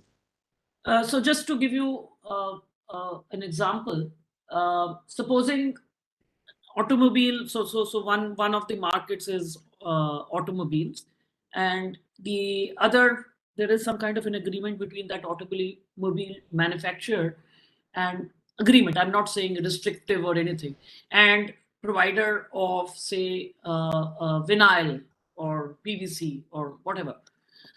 So is there a verticality there? In the provision of? Sorry, so one market is the market for automobiles and the other market is a market for the provision of plastic. Is there a verticality there? They are in different markets. Plastic is a different market. Automobiles is a different market. Is there a verticality there? Yes, because they are engaged in different levels of production. So it can be considered as a verticality. What One is the is level, what are the levels of production?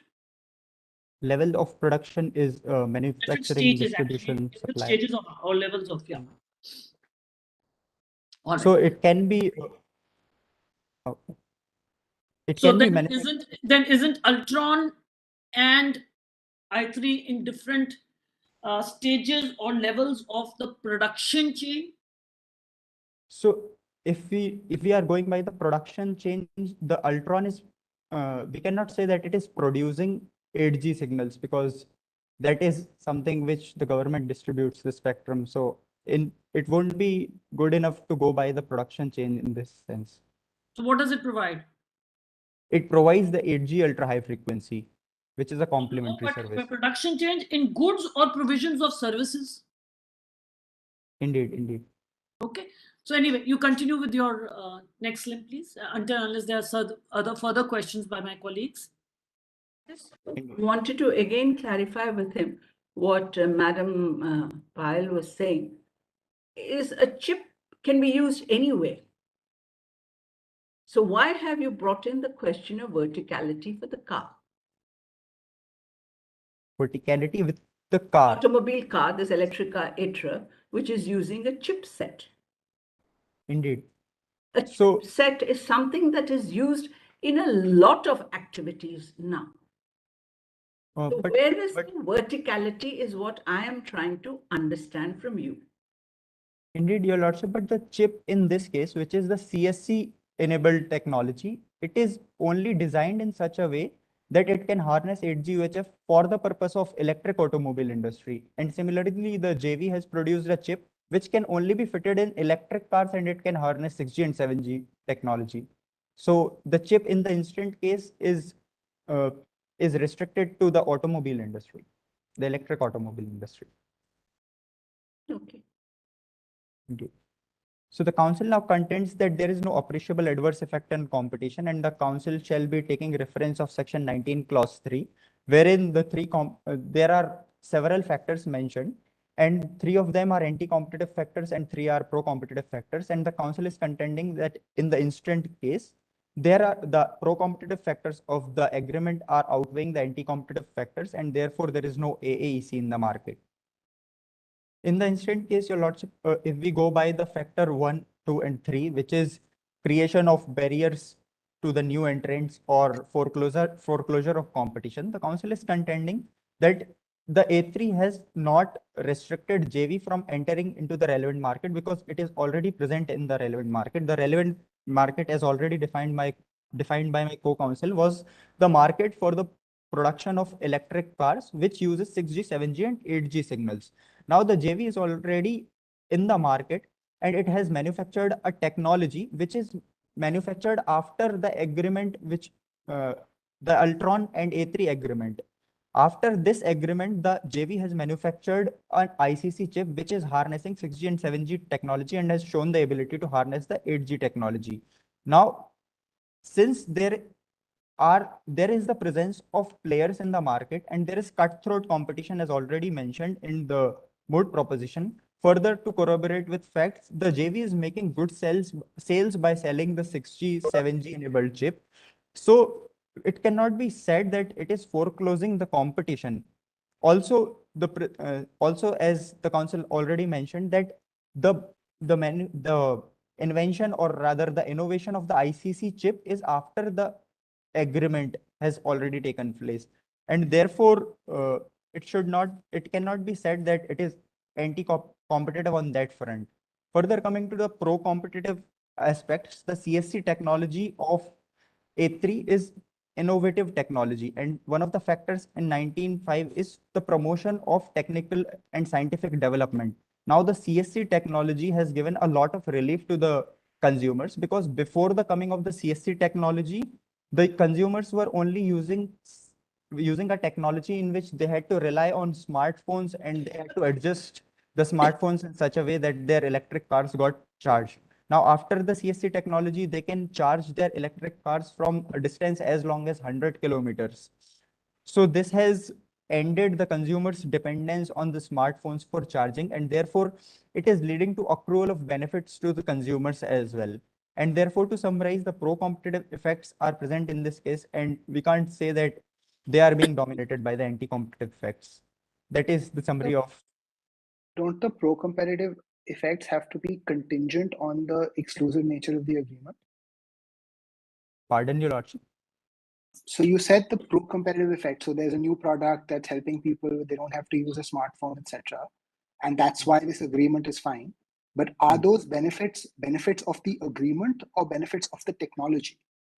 So the council here contends that we should not see the CSC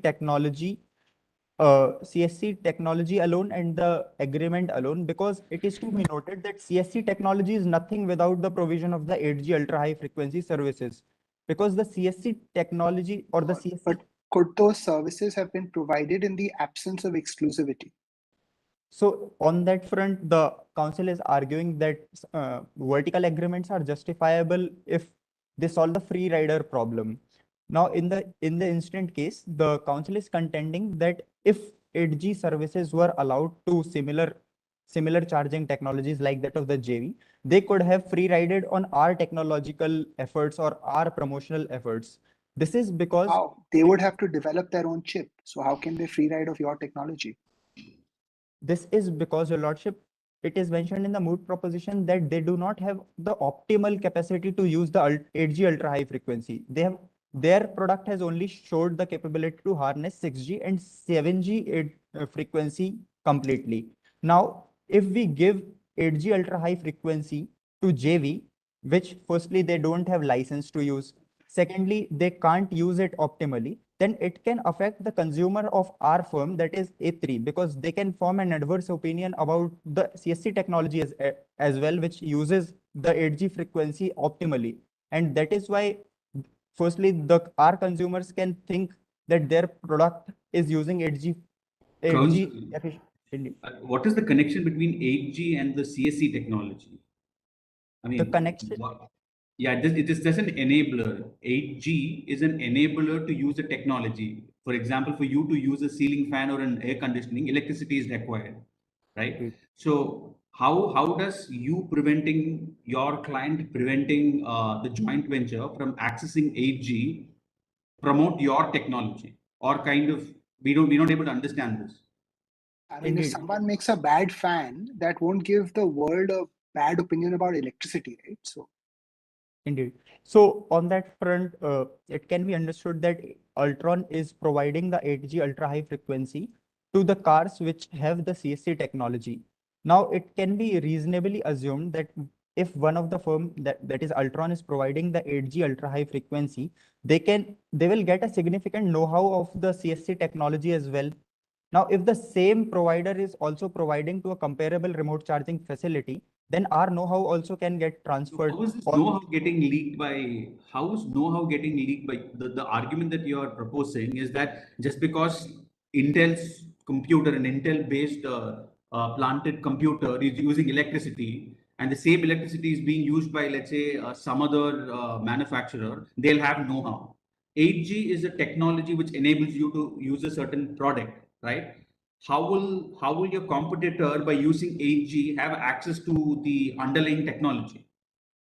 The Moot problem is very peculiar in this nature, Your Lordship, because the whole point of innovation or the peculiar feature of the innovation is that the chip is developed in such a way that it can harness the 8G ultra high frequency.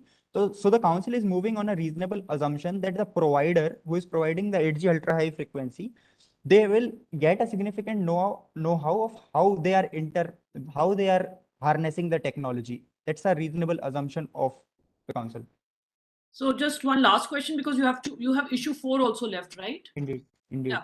So one last question on this is that if the CSC chip produced by i3 is more technologically capable to harness 8G technology, and you're saying the IC chip is not, right?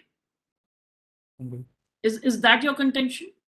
So our contention is that that 8G signals can only be sporadically harnessed by the JV product. Furthermore, they don't have license till now to Yeah, use but that. it will still then be in conflict with your argument of section 4, where you say that if sporadic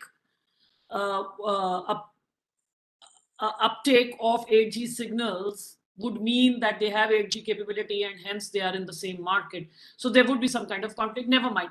So could you just move to now issue 4? Indeed. I'll Because we quickly. are running short of time. That's what the I'm being told by Indeed. court master. Yeah. Indeed, Your Lordship. So the question before this court under issue 4 is whether Odin, Hela, and Fury have violated section 3 or not, and the council is here humbly pleading that they have not violated section 3, clause 3 of the act. This is premised on a threefold argument again. Firstly, the council is contending that there is no anti-competitive agreement between the parties. Secondly, the council is contending that an efficiency enhancing joint venture is exempted under the proviso to section 3.3 of the act. And thirdly, the council is contending that in arguendo, even if the defense of JV is not given to us, the overall agreement is not causing appreciable adverse effect on competition. Coming to the first limb of the argument, Your Lordship, the agreement is not. If there's a question. No, please carry on. So the council is contending that there is no anti-competitive agreement between the parties, that is Odin, Hela, and Fury, and the only agreement between them is pertaining to the joint venture. And if I can request my researcher to show the Moot proposition, it is mentioned under para 8 of the Moot proposition that the parties have entered to the agreement, and the objective of the agreement is mentioned. It is relating to building of electric cars along with developing remote charging for their electric cars by investing huge capital. So the objective of the joint venture is to pool the resources of the already established companies, that is Odin, Hela, and Fury, and to develop such a technology which can use remote charging. And the objective is also fulfilled, and it is evident from the manifestation or the development of the ICC technology as well. So the council is pleading that there is only a joint venture agreement and no anti-competitive agreement. As far as the allegations are concerned, that there was an exchange of information between the parties, and so the council is pleading that such an exchange of information merely cannot prove the existence of a cartelization agreement, because we have to distinguish this particular case from the precedents of other case. Because in the instant case, the parties to the agreement are under a joint venture agreement. So there will be some exchange of information.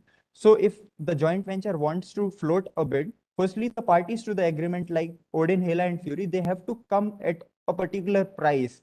Had it been the case that Odin, Hela, and Fury were operating as independent firms, and then they would have exchanged information and come to a price of a bid, then it would have been amounted as bid rigging or something else. But in the instant case, since all the companies are manufacturing electric cars under a single name, we cannot say that such exchange of information can be assumed to mean a cartelization agreement, even there is no proof of any anti-competitiveness in that aspect. So this is the first limb of the argument. If your lordships do not have any question, the council will now plead that an efficiency enhancing joint venture is exempted. Yeah, could you just quickly wrap up with your other two limbs? Indeed, Your Lordship. So this section 3 clause 3's proviso exempts the joint venture from the application of section 3.3's presumption, the inbuilt presumption that they will be causing efficiency. However, the burden is upon the council to prove that the joint venture is indeed an efficiency enhancing joint venture. For this, the council is pleading that the joint venture is creating improvement on the technological front, and it is also passing the benefits of the joint venture agreement to the consumers. So it is very clear that the joint venture collectively has come up with a technology, that is the ICC technology, and it has also given a wider choice to consumers to choose from. Because before the advent of the ICC technology, which is manufactured by the JV, the consumers only had one choice, they were bound to choose CSC technology if they wanted an electric car or wirelessly charging electric car. But after the advent of the ICC technology, now the consumer at least have a choice to choose between either the CSC technology or the ICC technology. And that is why it is imparting benefits upon the consumers. Further, since ICC technology is a patented technology and it has been innovated by us, we are also contributing to the technological innovation, and therefore the agreement can be said to be an efficiency enhancing joint venture, and the burden now shifts upon the other party to prove that this agreement causes AAEC. The third limb of the argument is that even if the joint venture defense is not given to us, we have not caused appreciable adverse effect on competition. This is because the AEC factors mentioned under section 19.3 are not being fulfilled in this instant case, because the joint venture is no way creating entry barriers to other players in the market. In fact, we ourselves are struggling to get into the market because in this case, A3 is a dominant A3 is dominant in the market. However, at this point of time, your lordships might be thinking that the arguments are contrary but this is because in the earlier case, the council was representing A3 and in the present We case, understand that. it So, so thank you actually, because we have read your submissions on this. So these are very, the fourth issue was pretty well articulated in your submissions. Any final point on behalf of A3 or before we conclude? So the council would seek permission to recite the prayer in that case. Please do. What the appellant Yeah, we need to wrap up. Indeed. So wherefore, in light of arguments advanced and authorities cited, may this honorable court be pleased to hold that NFTC's jurisdiction does not supersede that of TVA, and that NFTC has erred in passing its final order, and also hold that A3 is not in violation of section 3(4)(c) of the Act, hold that A3 is not in violation of section 4 of the Act, and also hold that Odin, Hela and Fury have not violated section 3 of the Act, and grant any other relief this honorable court be pleased to grant in the interest of justice, equity, and good conscience, all of which is respectfully submitted before this court. It was indeed a pleasure arguing before this bench. Thank you, Your Lordship. Thank you. So with that, I think you conclude your arguments and you close your arguments, and we can now move to the respondents, or we need a break. I'll just concur with my colleagues. Since in the interest of time, I think we should move directly to the respondents, NFTC, to make their arguments. Yes. Yeah. Thank you. Before I begin, just a request to the room host to keep the compendium rolling, please. And another side note to the judges, please, that Council 1 for our side would be dealing in a different order. That is, I'll be, as Council 1, would be covering issues 1 and 4. And the second and third issues collectively will be dealt by the second speaker on our side. If that's fine with the judges, I shall proceed in a second. Please, and what will be the you'll do 1, 2, 3, 4. You'll go in that order, right? 1, 4 by me, Your Honor, and 2 and 3 by the second speaker. So, and the order would be also 1, 4 and 2 and 3. Yes. All right, please. I will begin with this. The council, on behalf of the respondents in the present case, seeks the permission of the bench to address them as Your Honors collectively. Yeah, thank you. Much obliged, Your Honors. If Your Honors are well versed with the facts of the case, the council seeks permission to begin with the first contention at the very offset. Please do. Much obliged, Your Honors. Your Honors, with respect to the first contention, which, as the appellants have clearly mentioned, deals with the jurisdictional tussle, the alleged jurisdictional tussle between a sectoral body being TVA, equivalent of India's TRI, vis-a-vis that of NFTC, which is the equivalent of the CCI in India. With respect to this, Your Honors, the council would first be establishing the factual fundamental on which the entire case building from the side of respondents would be done with regards to the first contention. Post that, Your Honors, I broadly would be covering this issue into two broader heads. The first one will be establishing that NFTC's jurisdiction indeed supersedes that of the sectoral body. Moreover, that there is no question of concurrent jurisdiction and a jurisdictional tussle, because the two issues will be inherently different, as will be established by me in the preceding arguments. Secondly, Your Honors, the second contention would be within this leg only, would be respect to para 14, wherein para 19 of the factual proposition, if you may refer, wherein the A3 had filed a writ petition while the Director General's investigation was going on. We'll be contending that the principle of subjudice under the CPC would not be applicable to these investigations. Beginning with the first leg, Your Honors, first of all, I'd just like to draw Your Honors' attention, if we are on the same paragraph with the Moot proposition, to just a second, Your Honors, to the Moot proposition wherein the joint venture had approached Altron for acquiring AG, and Altron denied it, not on the basis that there was a licensing issue with respect to them using the AG technology, but the terminology used by the Altron technology in the Moot proposition is fairly clear, that they denied giving them the AG technology due to the exclusive agreement they had with A3 Limited. This is something we wanted to clear at the offset, because from the appellants we got the case building that the issue of whether AG is being used validly or unvalidly will be of any consequence to the argument before the NFTC. Beginning with this, Your Honors, as has been cited, the counsel in the first leg would be establishing that there arises no question of jurisdictional tussle, as the two issues are inherently different.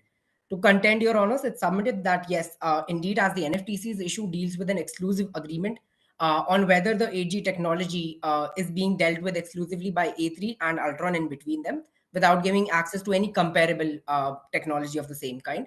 The issue, on the other hand, which was raised by A3 itself before the TVA, is with regards to whether or not there is a case of 8G technology being validly or without a proper license by the joint venture. Your Honor, it's submitted that to refer to the case of Bharti Airtel would not be applicable, which would not be applicable in our opinion in the present case, as due to the fact that the issues inherently before the Competition Commission of India and the TRAI in those cases were along the similar lines, which dealt with the denial of points of interconnections to a new entrant, which was Reliance Jio in that case. We contend that we do not completely outside the sectoral body's authority in such cases. In fact, it's contended that had the issues before the NFTC too, had it been along similar realms or lines, which involved the use of involved any licensing issue with regards to EG technology, the sectoral body would have had the first jurisdiction in that case. But it's fairly clear from the actual reading of the Moot proposition that two issues are completely different. If Your Honors have no further questions, the counsel would just like to refer to another case law to substantiate this further. May I, Your Honors?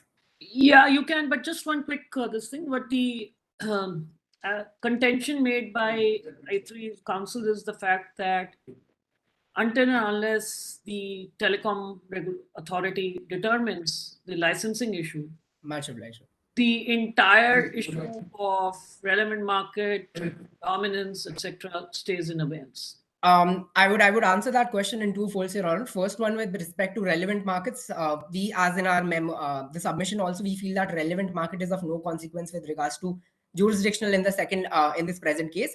Further, the issue of relevant market with respect to both the issues will be in detail dealt with the co-counsel. Secondly, Your Honor, answering to the appellant's point that the first investigation should be done by the sectoral body. We contend that all these cases which have been cited are cases inherently which already were before the sectoral body, and not cases wherein the NFTC was forced involved, and therefore it was interfered by the sectoral body. To further substantiate, Your Honors, I refer to the case of Brickwork Ratings India Private Limited and Chrysler versus others, wherein there was a jurisdictional tussle in a similar lines between SEBI and the CCI, wherein the CCI, dealing on a matter of cartelization in the securities market, began investigating, thinking that there was some anti-competitive element involved. And the case did not directly go to SEBI. But they further sent it down to SEBI to invite their comments on some technical aspect, and SEBI inherently in the end held that the CCI ultimately does not have any authority, wherein in the further appeal, the case finally went to the CCI only. We contend on the basis of this, Your Honors, that if the NFTC had felt in their investigations that there was indeed a need of the involvement of sectoral body, they always have invited, always could have asked them for their comments. It does not imply that the case in the very first place should reside with a sectoral body, because at the very looking of the case, Your Honors, it being an exclusive agreement between Altron and A3 without no specific emphasis to 8G technology itself, we feel that the NFTC was the competent authority to decide the present case. So did the NFTC concur with TVA? That's something. That's something. No. So the case which you cited before this was Bharti Airtel. So did Competition Commission of India concur with TRAI? Indeed not, Your Honor. We in fact said that Bharti Airtel would not be applicable here. The case cited to substantiate the argument with respect to consulting with the sectoral body was that of the SEBI being the brickwork ratings case, wherein SEBI we imply that if the sector, or if the competition regulator, either it be CCI or the NFTC, if it feels so that there is something technical which needs to be analyzed specifically by the sectoral body, as is being contended by the appellants, although at the very look of it, it does not feel so, it being a simple case of an exclusive agreement, in which, of course, the competition body will have the expertise to deal with it. But we still say in arguendo that if there be a need to consult with the sectoral body, the competition body can always do so without the case entirely going to the sectoral body. In specific case going against the Bharti Airtel, wherein the sectoral body's involvement is not needed. Again, So Your Honor, which section of the Competition Act, or the NFTC Act, or whatever, Competition Commission of India? So Competition Act requires, or does it make it mandatory, or is it a voluntary consultation? Where there may be an issue which arises before the Competition Commission of India, which would require consultation with the relevant regulatory body. The council would, Your Honors, the question is with regards to under what provision of the Competition Act can they consult Right. with the. Your Honors, to the Council's knowledge, Section 21 of the Competition Act lays a framework in which the sectoral body, if they have an objection or vice versa, they can be exchanged between the competition CCI, referring to the Competition Act in India, the CCI and the sectoral body. It's just much obliged, Your Honors. 21 or 21A? That's it. The Council, Your Honors, would just 21 as a whole, Your Honors, collectively on being read. And do you think there is any limitation when it comes to, in the sense, the way the provision is worded, that the consultation, of course, is voluntary, but consultation is also very limited, under very limited circumstances? So should the provision be, because there have been discussions in the Competition Law Review Committee, that these consultative provisions should be much more broader than the way currently the Act provides for? Broader in favor of the sectoral regulator or the competition regulator? No, under what circumstances should consultations take place? Because it says that any decision which the Commission has taken during the proceedings or proposes to take is or would be contrary to any provisions of this Act, without implementation, whose implementation is entrusted to a statutory authority. So doesn't it limit the possibilities of a consultation, even being voluntary? Much obliged, Your Honor. I'd like to, the Council would like to answer that question again in two limbs. One being that, Your Honors, the very section implies that specifically from where it's coming, the jurisdiction in India, Your Honors, the India doesn't follow a concurrent jurisdiction with regards to a tussle between a sectoral body and a constitutional body. And generally in cases and in verdicts by the Supreme Court as well, it has been held that, and that's the broader theme and the purpose of the very section also, that even if in case in a broader arrangement there are certain agreements, in a broader agreement there is a case in which both the competitive body and the sectoral body can get involved. The competition aspect of that arrangement must reside with the competition body, because, and I can quote the case as well, because the competition elements are completely separate from that, and therefore the Council believes that Section 21 further empowers the NFTC or the Competition Commission of India, so that jurisdictional tussles between the sectoral body do not arise, Your Honors. If Your Honor, if I may interject for a minute here, I have a foundational question here. The JV seeks for access to 8G signals. If the first, I think at the very root of this is to assess if the joint venture is qualified to access these 8G technologies, or do they have the requisite permission, right? If they don't have requisite permissions, and everything else becomes moot, right? If they don't, so that is like a foundational determination that needs to be concluded or assessed by TAB. Why would we interfere at this stage when that itself is pending? Your entire action before FTC / this Competition Commission is basis or on the assumption that JV has the right to seek 8G signals. And to add to that one, sorry, just to add to that question, your remedy in this case, once you find that the exclusive agreement was void or anti-competitive, will be in some way to direct Altron to serve the JV. And if that would violate a licensing requirement of the government, then shouldn't you wait till that is decided before you make such a direction? I beg your pardon, I beg your pardon, Your Honors. Could you just come again with that question, please?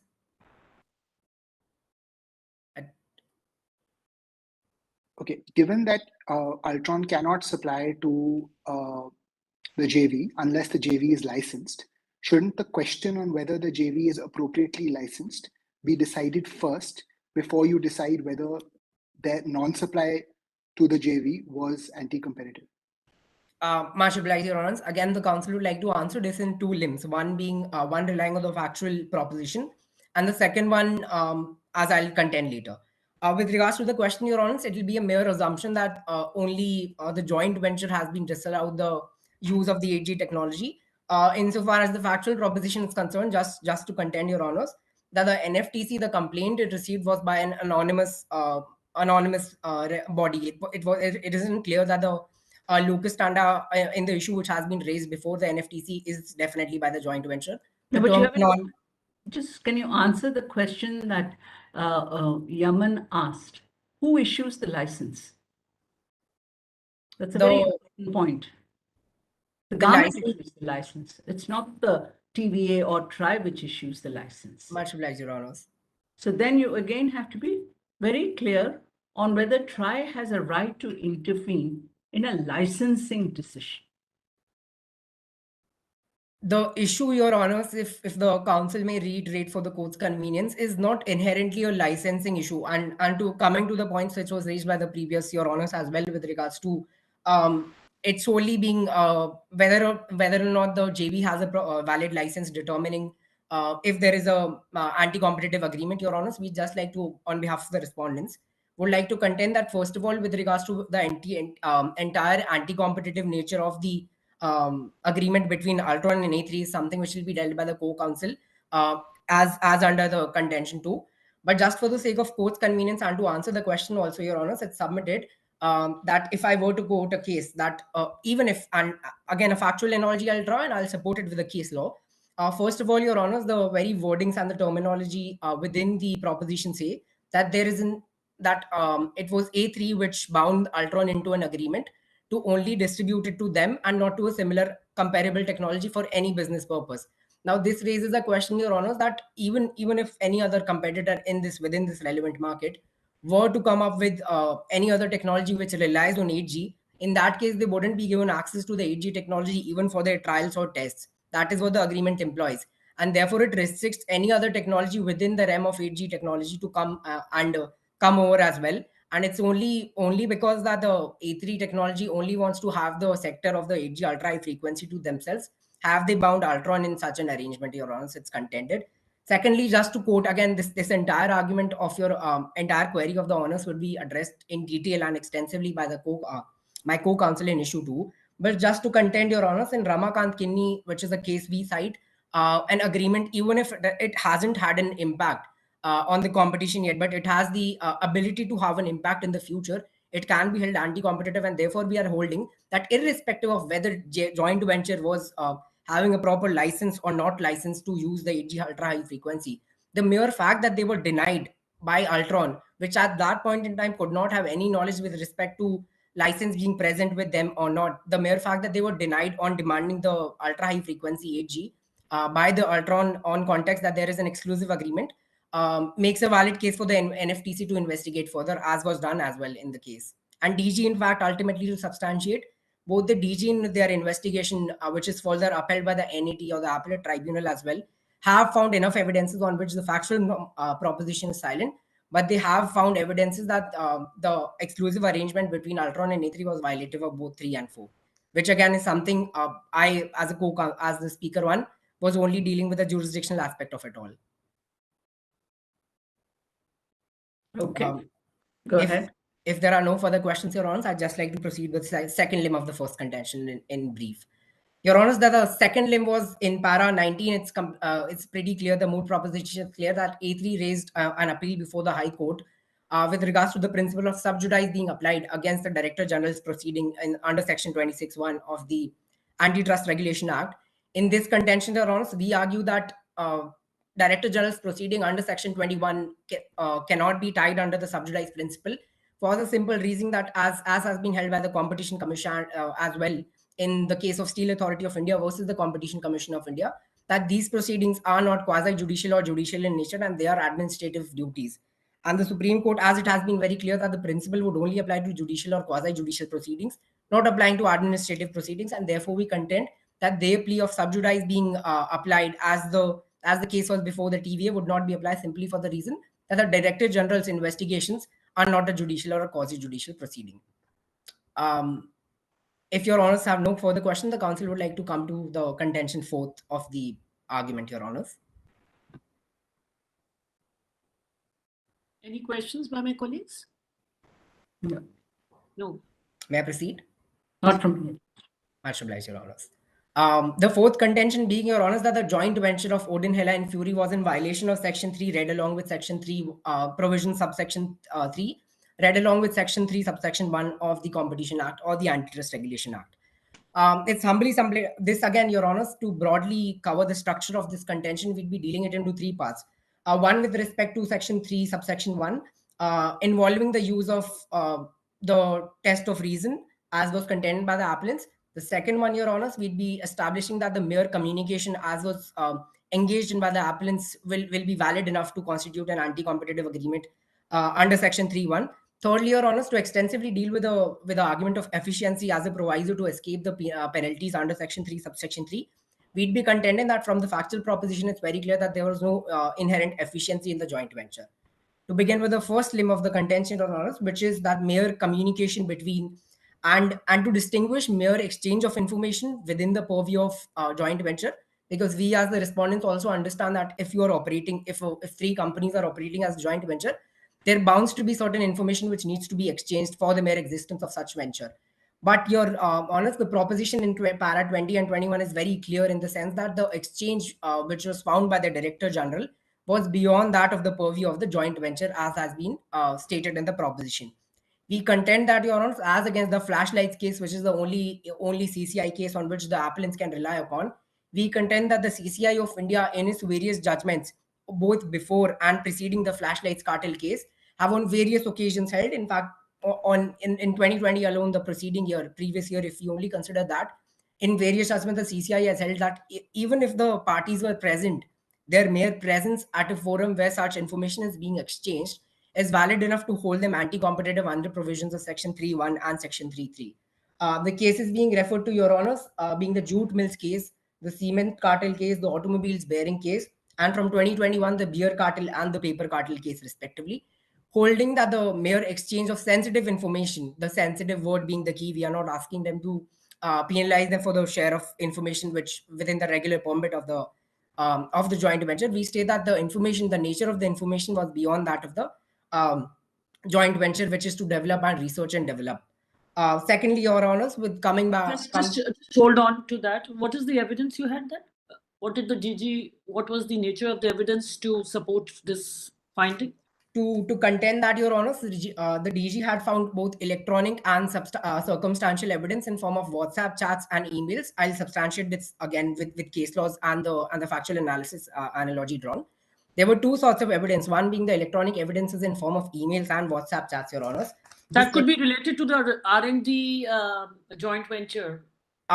There have been two paras mentioned, Your Honors, for this specific reason to take Your Honors and ensure that we are on the same paragraphs. Para 19 states that there was a para 20 rather states that there was information with regards to manufacture, R&D, distribution, which went beyond the purview of joint venture. And para 21 is further clear that with a string of emails and WhatsApp, they found that there was information such as deciding tender bids and acquiring raw materials, and there is an etc. at the very end of it. So there was definitely scope for more information which they found was getting exchanged. Sorry, I interject again. So the DG found that the representatives of the GAV met on several occasions and exchanged commercially sensitive information such as deciding tender bids for acquiring raw materials. Raw material for the purpose of what? Raw material for the purpose of what? For the creation of the IC technology, that integrated circuit technology, or? Your Honor, it'll be wrong on the part of the council to assume, because the factual matrix is clear. But again, deriving that the DG and the NFTC both found it, the evidence found to be beyond the purview, it can be assumed that the raw material was not specifically limited to the technology they had built the joint venture. Is it an assumption, or there was an evidence before the commission? The evidence was there, Your Honors. I get the scope that Your Honors are questioning the evidentiary value of WhatsApp chats along with emails. To substantiate this, Your Honors, the council would like to quote the case of India Tire Dealers Federation versus tire manufacturers. No, I'm not questioning that. WhatsApp chats and emails means WhatsApp chat can also be admissible. What I'm questioning is the nature of the evidence in the WhatsApp chat, which made NFTC come to the conclusion that these exchanges go beyond the purview of the JV. The fact that this can be inferred from the para wherein the very foundation of joint venture is established, Your Honors, that the joint venture had only come in formation to help build up electric cars and electric charging vehicles. Whereas it's very clear in the proposition that all three of the players, namely Odin, Hela, and Fury, were not just operating in the electric charging or electric automotive sector. They were also player with 15% share each in the general automobile sector without any electric appliances or electric charging technology being involved, and therefore it can be presumed that they were indeed exchanging information beyond the purview of the relevant market of the joint venture, which being the electric automotives. Because so you're using a presumptive standard as much obliged, Your Honor, as the council has been clear, because the factual matrix is completely silent on this quotient, it can only be presumed with respect to. But the strengthening of presumption is done by the fact that this appeal was further contended with the National Appellate Tribunal as well. It's not just that the DG investigation substantiated by the NFTC in its final order. The case went to the National Appellate Tribunal as well, which also found the evidence to be in violation of Section 3 and 4 by E3. All right. So you found the evidence to be sufficient for a presumption of a C3 violation? Indeed, Your Honors. If Your Honors may allow, the case the council was citing was with regards to when you combine an electronic evidence with a circumstantial evidence, as has the paragraph been stated, that they also found them to be meeting in physical spaces. And therefore, such an evidence, the evidentiary value increases significantly when you combine both electronic and the circumstantial evidence, as it's clear in the present case. Although the council understands that there is no valid information given as to what kind of information or the nature of information being shared, and therefore it would be wrong to contend on that. So the meeting in physical spaces could be to discuss the technological aspects of the JV. Your Honor, thank you for the question, Your Honors. Again, the paras above the para 20 and 21, and I just request the Your Honors extension for time to complete this contention. Please. Much obliged, Your Honors. Your Honors, it's written in the above paras that they were also meeting in physical spaces where annual meetings of all these automotive manufacturers are held. But then they made it very clear that they were not discussing any sort of information. This again raises a question of doubt as to why the information being shared was only between all three of them and not when there is an open table conference going on, if it was specifically and indeed related to only research and development. On the point of research, development, and scientific analysis, Your Honors, again, although this was something which was to be covered in our efficiency argument, but for the sake of clarity, the council would like to rely on para 12, wherein it's clearly written that the integrated technology developed by the joint venture, it's not something which is state-of-the-line technology. It's been developed by deriving inference from already existing technology, which also includes the 8G ultra-high frequency chip of the E3, and we contend that the scientific innovation is not valid enough a proof for the existence of joint venture, especially when you consider that the technology which they developed was as on complete reading of para 12 along with para 12 only, it's very clear that their technology was not one as fast as that of the 8G ultra high frequency. It wasn't as efficient as that of the ultra high frequency. Thirdly, they were pricing it on a similar pedestal to that of the 8G ultra high frequency of A3, which completely diminishes the value of any sort of accrual benefit to the end consumers happening. This, along with the fact, combined with the fact that the very fact paragraph mentions that their scientific development was based on observations and examinations from existing technology, also puts into the question to the extent to which scientific development and the research and development was the focus of this joint venture. So sorry, but just quick question, because we are time constrained. But when you are pointing out that it was not an efficiency enhancing JV, Much obliged, Your Honor. Your point is because the technology was not superior, etc., and therefore the cost was also high. That's what you mean by efficiency enhancing JV? These are just some of the factors which we have taken into account, Your Honors. This along with the fact to substantiate the cost point that their cost was high. Now, one of the factors, there are many and to determine efficiency, but I'll again, for Your Honor's convenience, dealing with. But couldn't the pooling of the costs for the R&D in itself, whether or not it led to a superior technology or a cost-reducing technology, but the pooling of the costs for the production of an IC technology in response to the smart chip of A3 itself efficiency enhancing? The level of research and development, again, Your Honors, to rely from the factual proposition itself, it can be, again, it will be presumption only to assume that the research and development they did was of extensive level. But it's very clear that such technologies using the technologies with regards to 7G, 6G, 5G, they were already prevailing in market.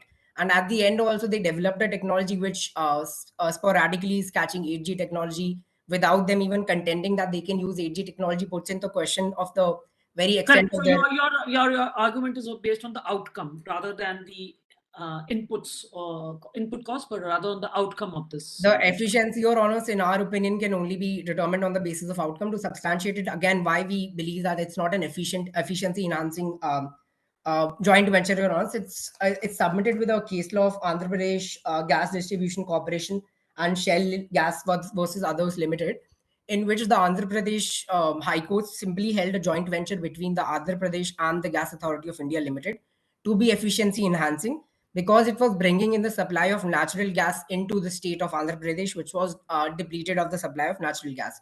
Now, we contend hereby that even such an efficiency is not present in the present case, because there were numerous, if we were to contribute together the market shares which have been given of various players, we can assume that within making use of the technologies, namely 6G, 5G, and 7G, there must have been other players in the market which were producing wireless technology.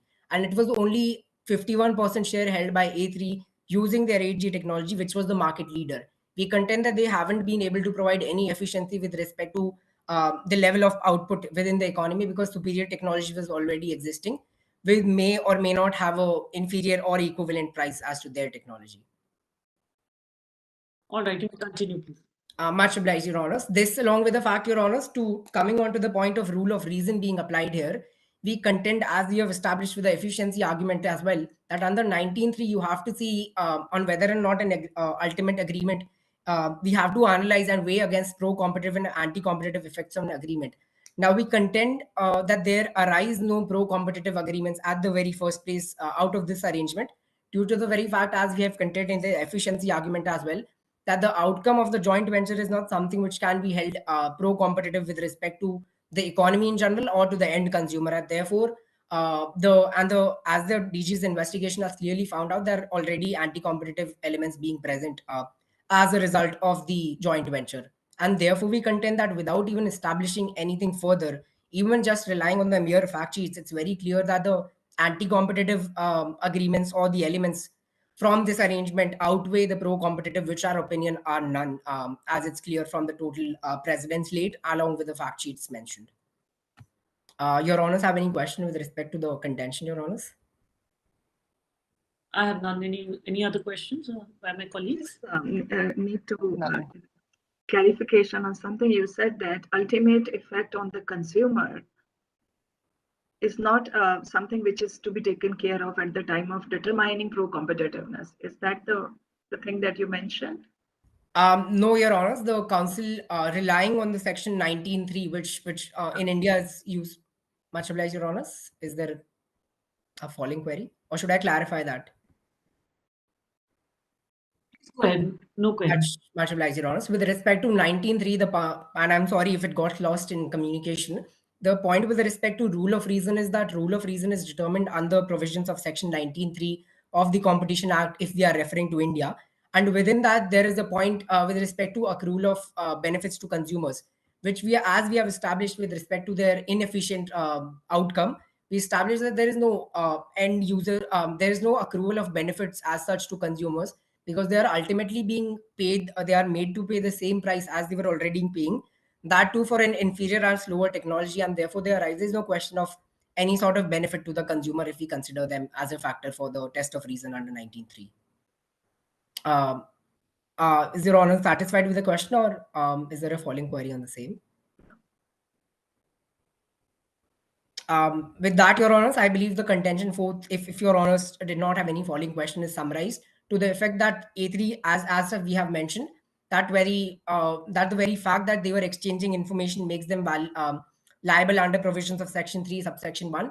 This, along with the fact that the only defense they took to escape the penalties under Section 3, subsection 3, was that of an efficient joint venture, which, as we have clearly established with a series of case laws borrowed along with the fact sheet, it's very clear that their joint venture was not something which can be categorized anywhere close to efficient. And therefore, we contend, in lights of all the above raised factors, that firstly, with respect to contention, that the jurisdiction of NFT should supersede that of the TVA, because there was no question in the very first place of any concurrent jurisdiction, as the two issues were completely different in our opinion. With respect to contention 4, I'd like to plead that the joint venture of Odin Hill Air Fury is rightly held liable under Section 3, subsection 1 and 3.3, as has been decided by the appellate tribunal as well. It was a pleasure arguing before the bench. I'd request my co-speaker to begin with the second contentions. Greetings to the honourable bench. Am I clearly audible and visible? Much obliged, Your Honours. Your Honours, starting off with, as my co-counsel has already dealt with the first and the fourth contentions, I will be specifically dealing with contention 2 and contention 3, which talk about contravention of section 3 and section 4 respectively by E3 Private Limited. Herein, as the counsel for the NFTC, that is, who are the respondent in the current case.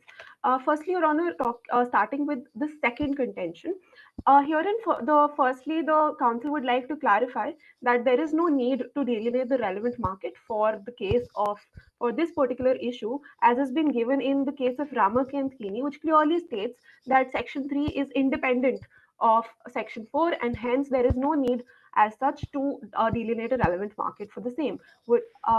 And moving on, we will be dealing in this particular case with section 3, subclause 4 of the Antitrust Regulation Act, which talks about exclusive arrangement, which causes or is likely to cause AEC in the market. Your Honor, firstly, I would like to clarify that there are two anti-competitive arrangements here in this present case, as has been given in the Moot proposition, where we are free to form our own sub-issues. So hence, there is an exclusive distribution agreement, and there is also a refusal to deal, which will be established by the council here. And this, since the exclusive distribution agreement is the primary argument, since it is leading to refusal to deal in the current case. Your Honor, talking about Sorry, section 19, counsel, I would like to interfere here, please. But you pressed only exclusive distribution agreement, not refusal to deal in your charges and your investigation by the DG. Indeed, Your Honor. However, the Moot proposition clearly states that we are free to form our own sub-issues as the councils. No, but I just required a clarification. In the order of the NFTC, did you press upon 3.4c or also on 3.4d? D?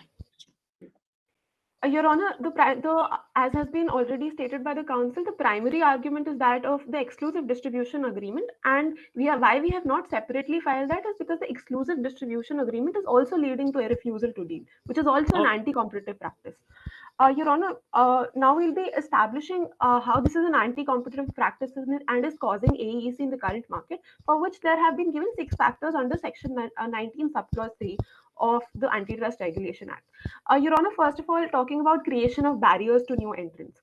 Your Honor, the council would humbly like to submit that there already exist a lot of organic structural barriers in this particular sector, such as setting up of manufacturing plants for creating electric cars, which require a huge capital, and also a nationwide distribution network is required. And then awareness is required because it's a comparatively very new segment.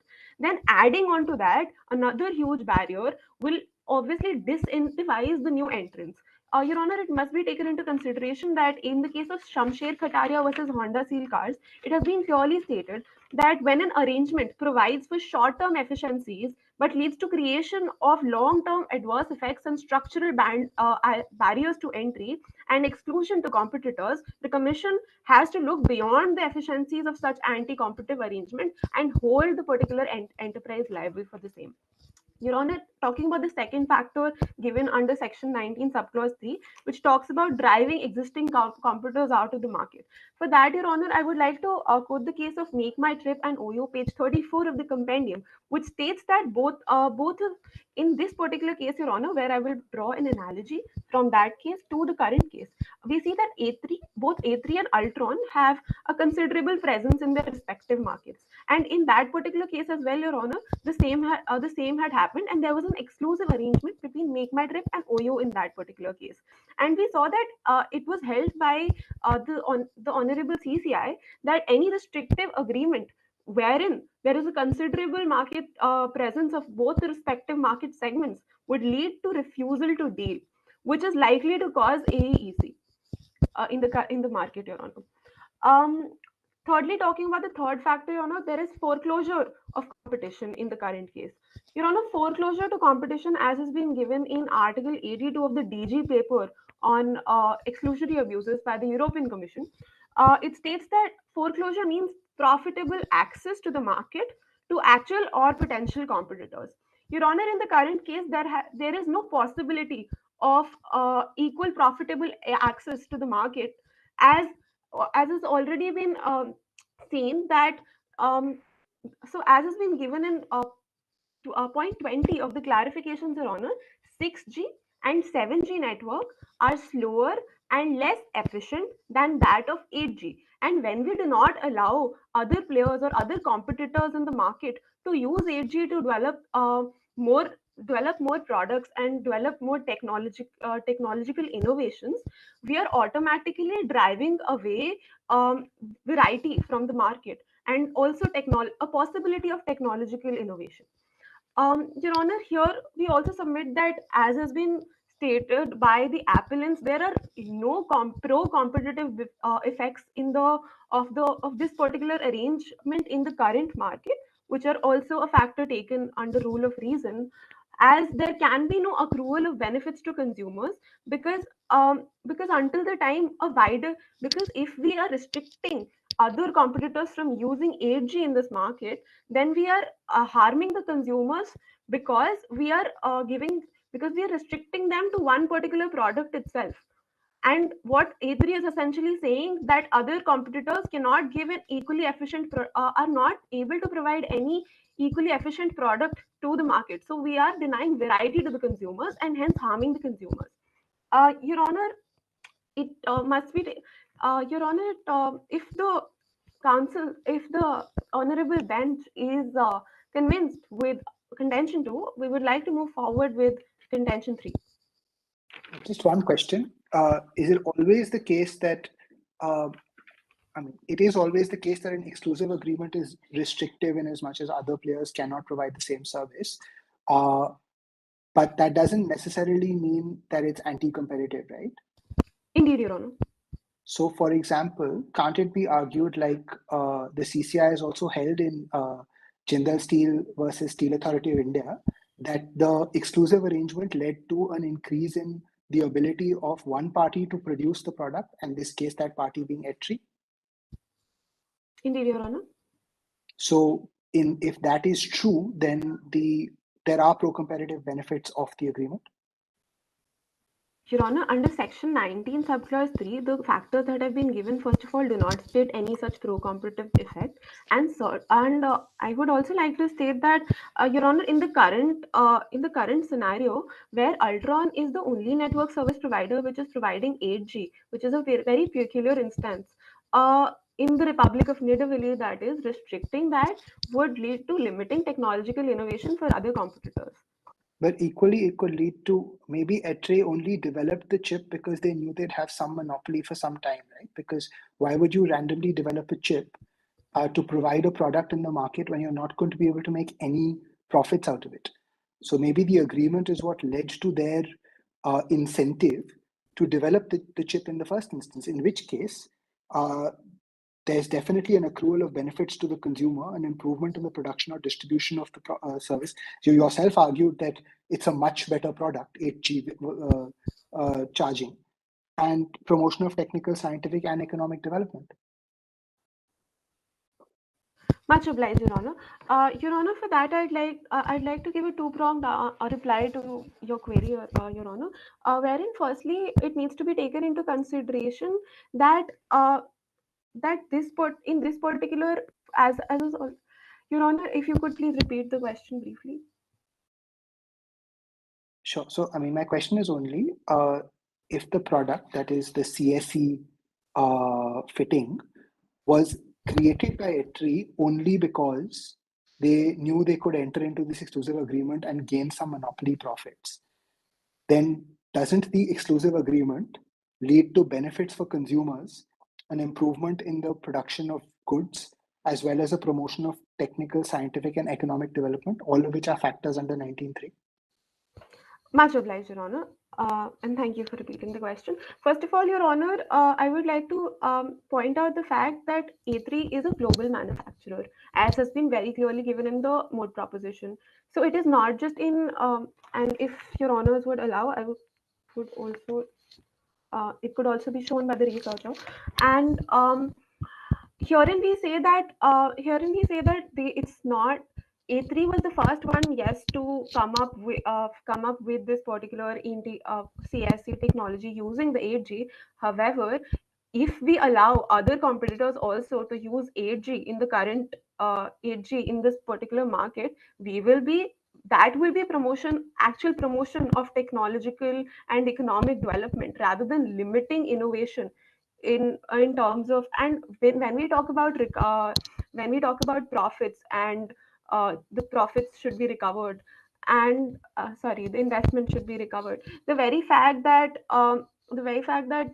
we, as the antitrust regulator in the country, it is our role to ensure that there is no monopoly that is harmful to other competitors in this sense. I'd like to make a point here, and this is extremely important when you're looking at technology and building it up. If there has to be some amount of monopoly profit that has been allowed to take up, and that is what Verma is asking about. Yaman, I'm sorry, I mix up your surname with your name. You see, it's a very, very difficult question because you are really talking about monopolistic markets or you're talking about oligopolistic markets. And if there is a new innovation that has come up, they'll only come up if they're able to get more profits. Should the Competition Commission of India go by a very standard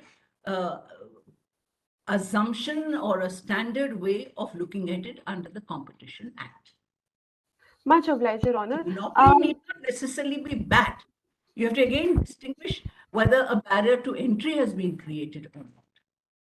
It's a difficult question.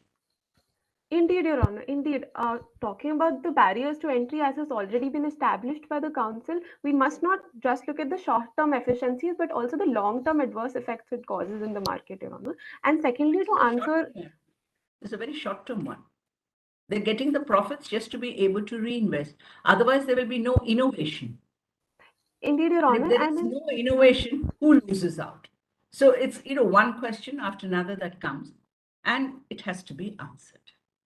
Indeed, Your Honor, much obliged. And for that, and to answer that question, what is taken into consideration by antitrust regulation authorities and what must be taken into account here as well is the duration of the agreement between Ultron and A3. And as is no clarity in the Moot proposition on what the duration of this particular agreement is, if this particular agreement is something that extends for a lifetime, indeed, it is very, very harmful for the consumers.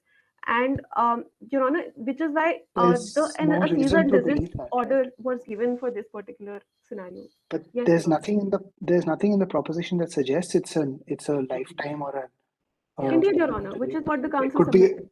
it could be a 1-year agreement, in which case then, as the case you cited, which is Hiranandani, a 1-year agreement is fine, right?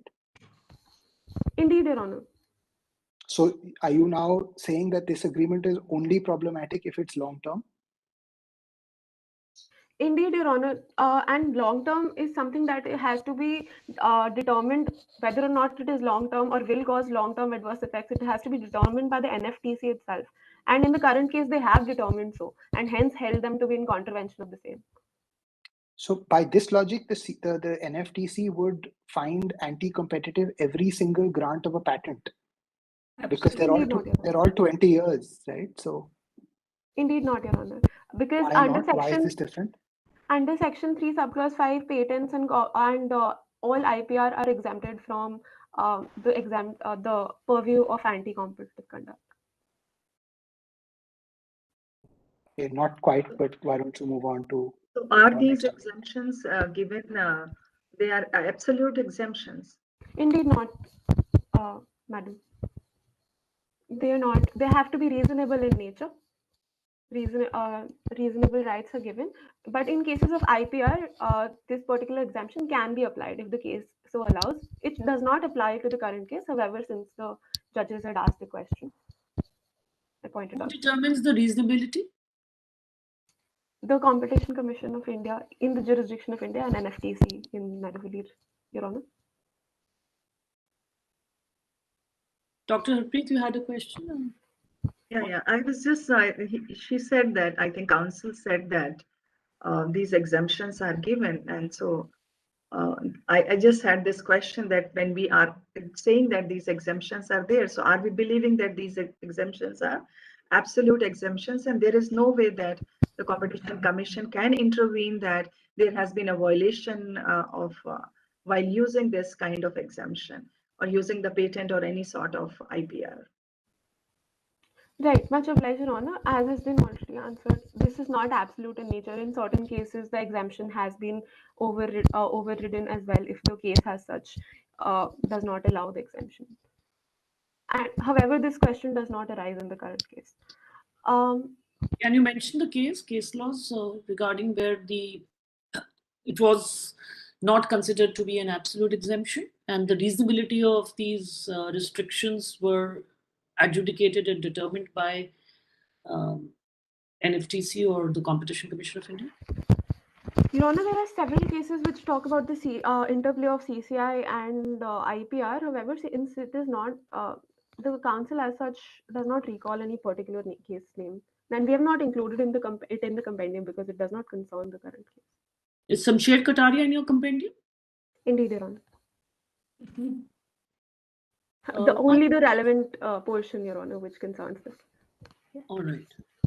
One question regarding this case itself, which is coming to my mind when you're using 19.3. First of all, 3.4 is ex post, right? So it's not an ex ante, or can we apply ex ante standards to the application of 3 subsection 4? Your Honor, the section clearly states that it can be held to be arrangement can be held to be anti-competitive if it causes AAEC or is likely to cause AAEC. So to answer your question, if you look at 19.3, the Commission shall, while determining whether an agreement has an appreciable adverse, and that was my colleague's question, Dr. Geeta Gouri's question, has an appreciable adverse effect on competition under section 3. Okay, so that effect has to be determined, right? Not the likelihood of the effect, because 19.3 talks about effect. So an effect-based analysis. Now, was there, so all these aspects have been discussed, the duration of the agreement, the length of the agreement in order to appropriate some monopoly rents, etc. Was there any other player or this JV which had the capabilities of harnessing 8G for the purpose of remote charging at the time when this investigation was carried out? Much obliged, Your Honor. First of all, Your Honor, I cannot completely answer your question, Your Honor, because what is given in the fact sheet, the JV, of course, did not have the license at that time when at that particular time when this scenario is taking place to harness 8G. However, there is no mention of existence of other competitors, which of course exist because the market share that has been delineated does not amount to 100%. So, so here we see that there is a possibility that some other competitors had the license for 8G. Indeed. So the NFTC accepts that there was no license by the JV when it comes to harnessing of 8G, and a license is required, right? Indeed, Your Honor. So that, because you have to be, even the market regulator has to look at the entire regulatory architecture, just can't. So as one of my colleagues, Yaman Verma, basically said, that then what the remedy would be, remedy is only implementable to those, for those entities who have a license, right? Indeed, Your Honor. Okay, and when the investigation was being carried out, there was no other entity which had these capabilities, right? Your Honor, as I said, we do not know, as the market share we have for A3 is in terms of volume. If we see it's in terms of market share, if we see it's 51%, and for the JV for the electric automobile industry, it's 15%, which comes down to 66%. And we do not know who had the other 34, the percentage left that is there. So, so coming back to the effect, has C been established foreclosure of competition by hindering entry into the market? Indeed, Your Honor. How did NFTC establish that? Your Honor, NFTC has established the same on the basis that in this particular scenario, it is not possible. Your Honor, license, of course, is a regulatory compliance that is required, and whenever, and there is a possibility that in the near future, or even as we speak, as the fact sheet is of a previous there has been some time that the fact sheet has been written. Even as we speak, the JV has already gotten the license. So hence, Your Honor, the particular section that talks about exclusive arrangement talks about causes AEC or is even likely to cause AEC, because as soon as they get the license for the same, they will be eligible to harness harness 8G technology. And Your Honor, to give a very real life example to substantiate the same, we see that in the case of Geo, what happened is that apologies, Ron. In the case of BSNL, what happened is they were not able to. They have very recently entered the 4G market. They were not able to do so for a very, very long time. So, in this case, what has happened is that it led to losses for them, as a huge amount of losses for them, as well as loss of consumer base because of that very fact. Because they kept on venturing in 2G and 3G technology when a new technology had already come in the market, and they were not able to come into the 4G market, which led to a huge amount of losses for them. So in the current case as well, Your Honors, if we do not allow the competitors to come into a market that has to come into an evolved market that has already been already come in the Republic of Niederwiller, it will of course amount to appreciable adverse effect on competition, because there is no other variety that the consumers are getting. So please carry on. Thank you. I just want to ask you just one simple question. If there is a certain policy measure that the government of India takes up, then should CCI or NFTC, I mean, whatever you call, go against it? Your Honor, they can.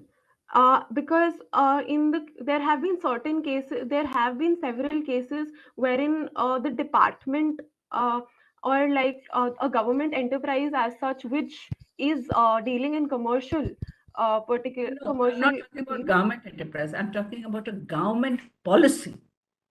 If the government follows a certain policy, and if this policy says, for example, that license will not be given to X, Y, and Z for whatever reason, can you argue against it if you're CCI? Because you're Indeed, not coming even. from that perspective, see? The Indeed, not competition even. law, all said and done, has to keep into mind that. Indeed, Your Honor. However, the council fails to see how this applies in the current case. Well, whatever you have been arguing about, saying that there has been a policy in the allocation of various rights, I am linking it up to that subject totally. So if the Competition Commission has taken a certain viewpoint, or there is the question even on the Kataria, Shamsher Kataria argument, then I just want to know from you, what would your position be? See, Your Honor, do you look at it from government policy viewpoint, or do you look at it from the competition viewpoint? Your Honor, both need to be taken into consideration, which is why we are arguing this particular case today in front of the Supreme Court itself. It is not that the CCI is absolute, CCI's order or what we say is absolute in nature. The NFTC, apologies. However, Your Honor, it needs to be both of them need to be taken into consideration, and a harmonious balance needs to be created. And what in the current case, we see that the licensing requirement, as a particular question, is something that has been, of course, come up has been given by the government as the notification, keeping in mind, and that is for the network service providers, Your Honor. For the network service providers, for the network service providers, or for any new for anyone to be able to use 8G, they have certain perhaps compliance requirements which need to be fulfilled in order to get a license. And once those compliance requirements are fulfilled, they will get a license. Which is, Your Honor, our job as the NFTC is to ensure that uh, that competition, a fair competition, and fair and reasonable competition ensues in the market. And our only contention here is that the exclusive arrangement, which specifically bars Ultron for giving comparable, for giving I just wanted to know. That's much obliged, Your Honor. Moving on with the third contention, Your Honor, where we will be proving that A3 in the current case is a dominant player in the market and is also abusing their dominant position. Your Honor, first of all, for that, I would just like to point out that, as has been questioned by one of the judges in the that there is a difference. As such, one of the requirements for proving AEEC in the market is also that they should have substantial market power. And Your Honor, in the current case, we will be dealing with that issue also in the third contention only, because the market power, although is the different requirement in section 3 than that of section 4 dominant position, in here the market power is so much that it reaches the threshold of the dominant position. And the very difference being that so here, first of all, the relevant market, Your Honor, we now, submitted let's get back to this quickly because you don't have much time. Now, if there is a certain, whichever market you're looking at, whether you're looking at cars or you're looking at technology, if you have a new technology, you might be a small player. Do you have market power or not? Because all your measurements that you're going are on the basis of relevant market size, and dominance. But then if you have come out with something new, which is a chip in a car, would you say that when you look at the market and you look at the 6G, the 7G, and the 8G, that market is very small? Does it have market power? I'm skipping such because you're running out of time, and that would be a very important argument to answer. Indeed, Your Honor. So, the fact that wireless electric charge, first of all, I would just like to clarify that we are submitting to the relevant market that has been defined by the appellants. And here also we are saying that wireless electric charging cars are the relevant market in our current case. And also so when we go with that, as has been already stated, when we total the share of A3 and JV in the market, it comes to 66%. And we are not aware of what the market share of other competitors in the current market are. Even if it is Just a market stop which you is there. According to the appellants, and you said you're agreeing with them, they are saying those market shares don't apply to this wireless technology market. They're saying these market shares apply to a broader electric car market, which includes non-wireless charging. we will refute that, Your Honor. We are not submitting to that particular part. Yeah, Your Honor, okay. So, in the current case, we see, Your Honor, first of all, I would just like to clarify, because there was a erroneous misconstruction that was done by the appellants in this regard.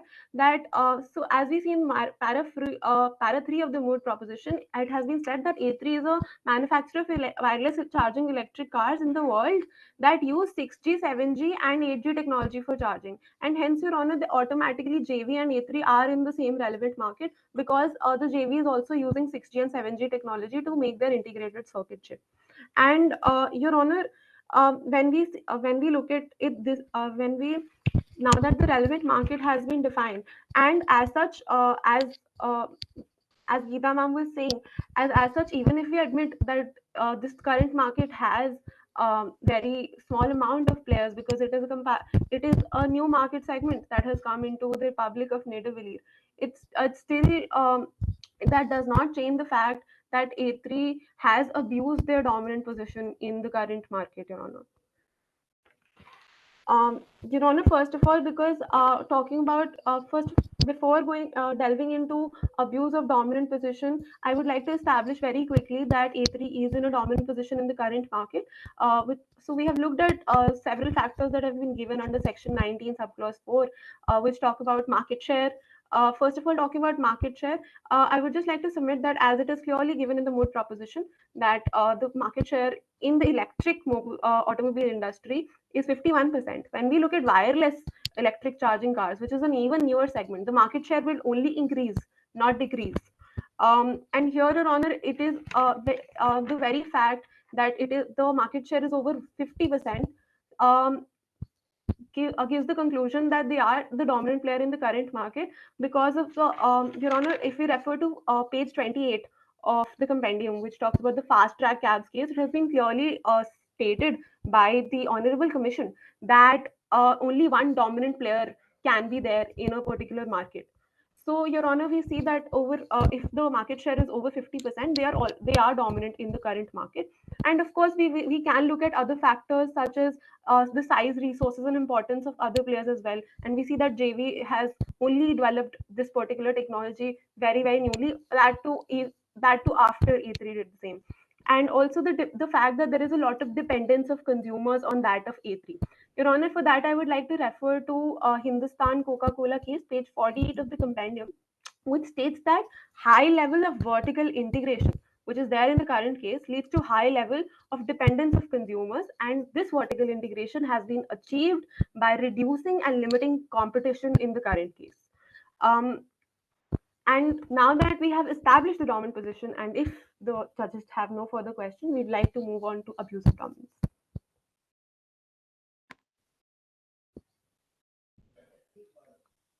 Yes, please.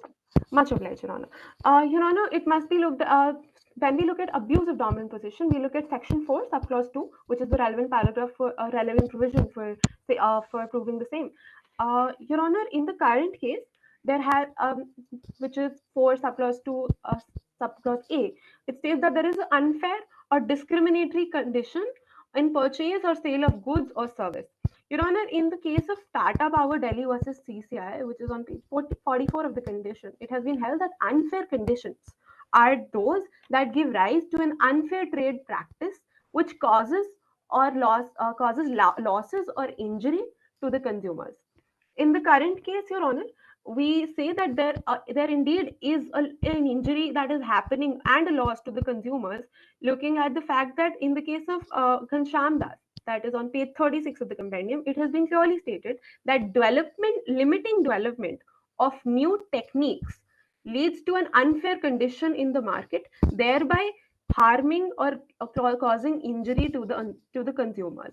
Since they are being deprived of a wider variety in the current market because of this particular restrictive agreement, it is indeed leading to abuse of dominance. And Your Honor, this can also be substantiated by Article 102 of the DG paper on exclusionary abuses by the European Commission, which states that any such contractually exclusive agreement which leads to harm to consumers is automatically void under this particular article. And in the current case as well, Your Honor, NFTC has given a cease and desist order in the current case, which means that they have told A3 to discontinue the restrictive clause of their particular agreement, while of course allowing them to harness 8G from 8G network from Ultron. We have only said that it should not have an exclusivity clause.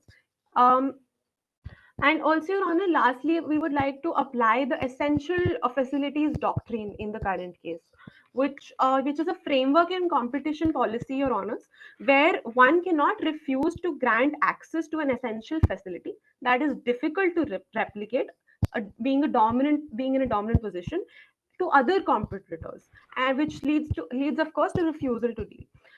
Your Honor, in this particular case, we contend that there is, of course, this particular essential facility, that is the 8G network, using which they have developed their CSC chip, is not just difficult to replicate, it's impossible to replicate because it is a completely new network spectrum.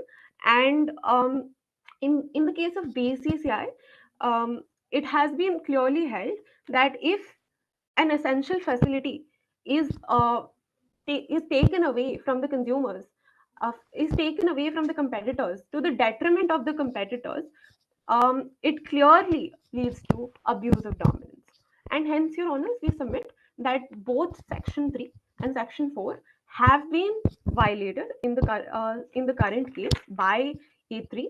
And with that, Your Honor, we'd like to rest our argument. One question on essential facilities. Given that you yourself define the market as being 6G, 7G, or 8G technology powered charging, how does 8G become essential? Because you're saying 6G and 7G are substitutable for 8G. Much obliged, Your Honor. Your Honor, Your Honor, what needs to be looked at here is when, as has been given, when we talk about the fact that this particular 8G technology, I would like to take the judges back to point 20 of the clarification, which clearly states that 6G and 7G is much slower and less efficient than that of 8G, and then corroborate it with the factual matrix, which says that the JV's technology was less high speed and efficient than that of A3's. It is not possible to make. Sorry to interject you here, but if you say that 8G is an essential facility, that means you're saying there are no substitutes for it, doesn't it? Indeed not, Your Honor. So you're saying you can have an essential facility which has substitutes? Your Honor, as the essential facilities doctrine states, that is difficult to replicate. In this current case, we had submitted that it would be impossible to replicate, but even being difficult to replicate is sufficient to prove to apply this essential facilities doctrine. And in this current case, we see that they are both less efficient and less high speed, and there is no way that the competitors can provide an equally efficient product with this particular restriction going on in the market. So what is your market? Could you just define your relevant product market again? Indeed, Your Honor, it's wireless charging electric cars in the Republic of Nidavellir. Wireless charging? Wireless charging electric cars in the Republic of Nidavellir. So smartphone charging is also part of this market? Indeed not, Your Honor. So then, would the market be then defined narrowly? Your Honor, So correct me if I'm wrong, just a quick question. So the wireless charging can take place through either remote charging, all right, or through smartphone charging? Indeed not, Your Honor. I would just like to point out a particular thing. If the researcher could take me to the proposition itself. Para 3 or starting from para 4 of the Moot proposition, it says that para 4 of the Moot proposition says that a new no, apologies, Your Honor. Para 5. It says that previously electric cars required a smartphone to receive the 8G UHF signals, and now that particular arrangement has so wireless charging cars are different from smartphone charging in electric cars, Your Honor. Which can be understood from when we read all these paragraphs, is because then when we talk about wireless charging electric cars, we do not need the smartphone as an intermediary, which has been Why are the removed smartphones a wire? in the Your Honor, this is a new technology that has this is a new technology that has come by A3. It is called the wire. They are referring their particular product as the wireless charging electric card, and following that, the JV has also made a wireless charging. When there is a smartphone that is there as an intermediary, that is a different product than that of wireless charging electric cars. All right. Thank you so much. Much obliged, Your Honor. Any further questions by my colleagues?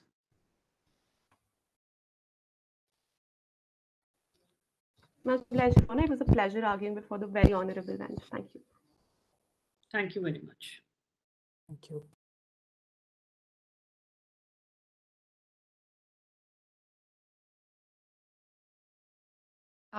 The participants can take a leave. Can we proceed with the rebuttals, because there were 2 minutes? Yes. Oh, okay. Yes, please go ahead. So this is counsel representing the appellants who is rebutting. So firstly, the counsels for respondent were unable to prove how the ratio of the Bharti Airtel case won't be applicable in the instant case. And in the matter of issue 4, which was relating to the cartelization, the council has relied on a lot of authorities. However, all those authorities were relating to players who were independent players. However, in the instant case, the players Odin Hilla and Fury are engaged in a joint venture, and therefore the authorities cited are not relevant in the present case. Also, how the JV was not an efficiency enhancing JV is not established by the councils, and they have merely relied on one of the factors, that is cost, and they have contended on the basis of cost that it was not causing efficiency. However, the factors such as technological enhancement and accrual of benefits are completely sidelined by the council. Coming on the issue of exclusive distribution agreement, the council did not prove the verticality of the agreement or the essentials of a vertical agreement, and then proceeded to its further analysis. Moreover, keeping in mind that vertical agreements are not per se illegal, and they can have pro-competitive effects as well, the rule of reason analysis in proving AAEC was not clear in this respect. As far as the last issue is concerned, abuse of dominance, the council has said that 51% market share in itself leads to dominance. However, in the Bajaj case, it was held that market share in itself does not lead to a presumption of dominance. Also, it was never contested by us that the JV and A3 are not in the market of 6G, 7G, and 8G. In fact, we have contended that they are part of the same market and there is competition, and it comes in our favor. Also, as far as limiting new technology is concerned, the allegation on us, the market outcome says different things. The sale of the JV has increased, and therefore we are not restricting. Also, the council did not clarify how they are considering smartphone apart from a wireless charging market. That's all from our side. Thank you. Thank you. Your Honor, I'd just like to take a few quick minutes to answer all the points that have been raised by the appellants over here. First of all, Your Honor, it has been clearly established by my co-counsel by Bharti Airtel is not applicable in the current case. But just to reiterate that briefly, that particular case related to the fact that there was a testing when the testing phase was going on in the current market, and that particular exemption was made for them, saying that However, Your Honor, this has already been applied to the market, the exclusive arrangement, and hence does not, the Bhartiya Airtel case does not apply at all. Next, talking about the fact that they have again alleged that we have not cited authorities that talk about JV. However, all the authorities that have been referred by my co-counsel relate to JVs and which function as cartels beyond the purview of the joint venture. And thirdly, relating to vertical integration, apologies, Your Honor, I would just like to thank the appellants for giving me the opportunity to define to show how there is vertical integration in the current case, because vertical integration refers to an expansion strategy where one company takes control over one or more stages in the production, directly or indirectly, or distribution of a product. And here we see clearly A3 is engaging in the same practice because they are expanding and taking control over the 8G network, 8G network's distribution in an indirect manner through the exclusive arrangement with Ultron. And with that, Your Honor, we submit we rest our case. Much obliged. All right. Thank you very much for your rebuttals. So we may conclude now. And I would basically request both the parties then to exit the platform. The participants are just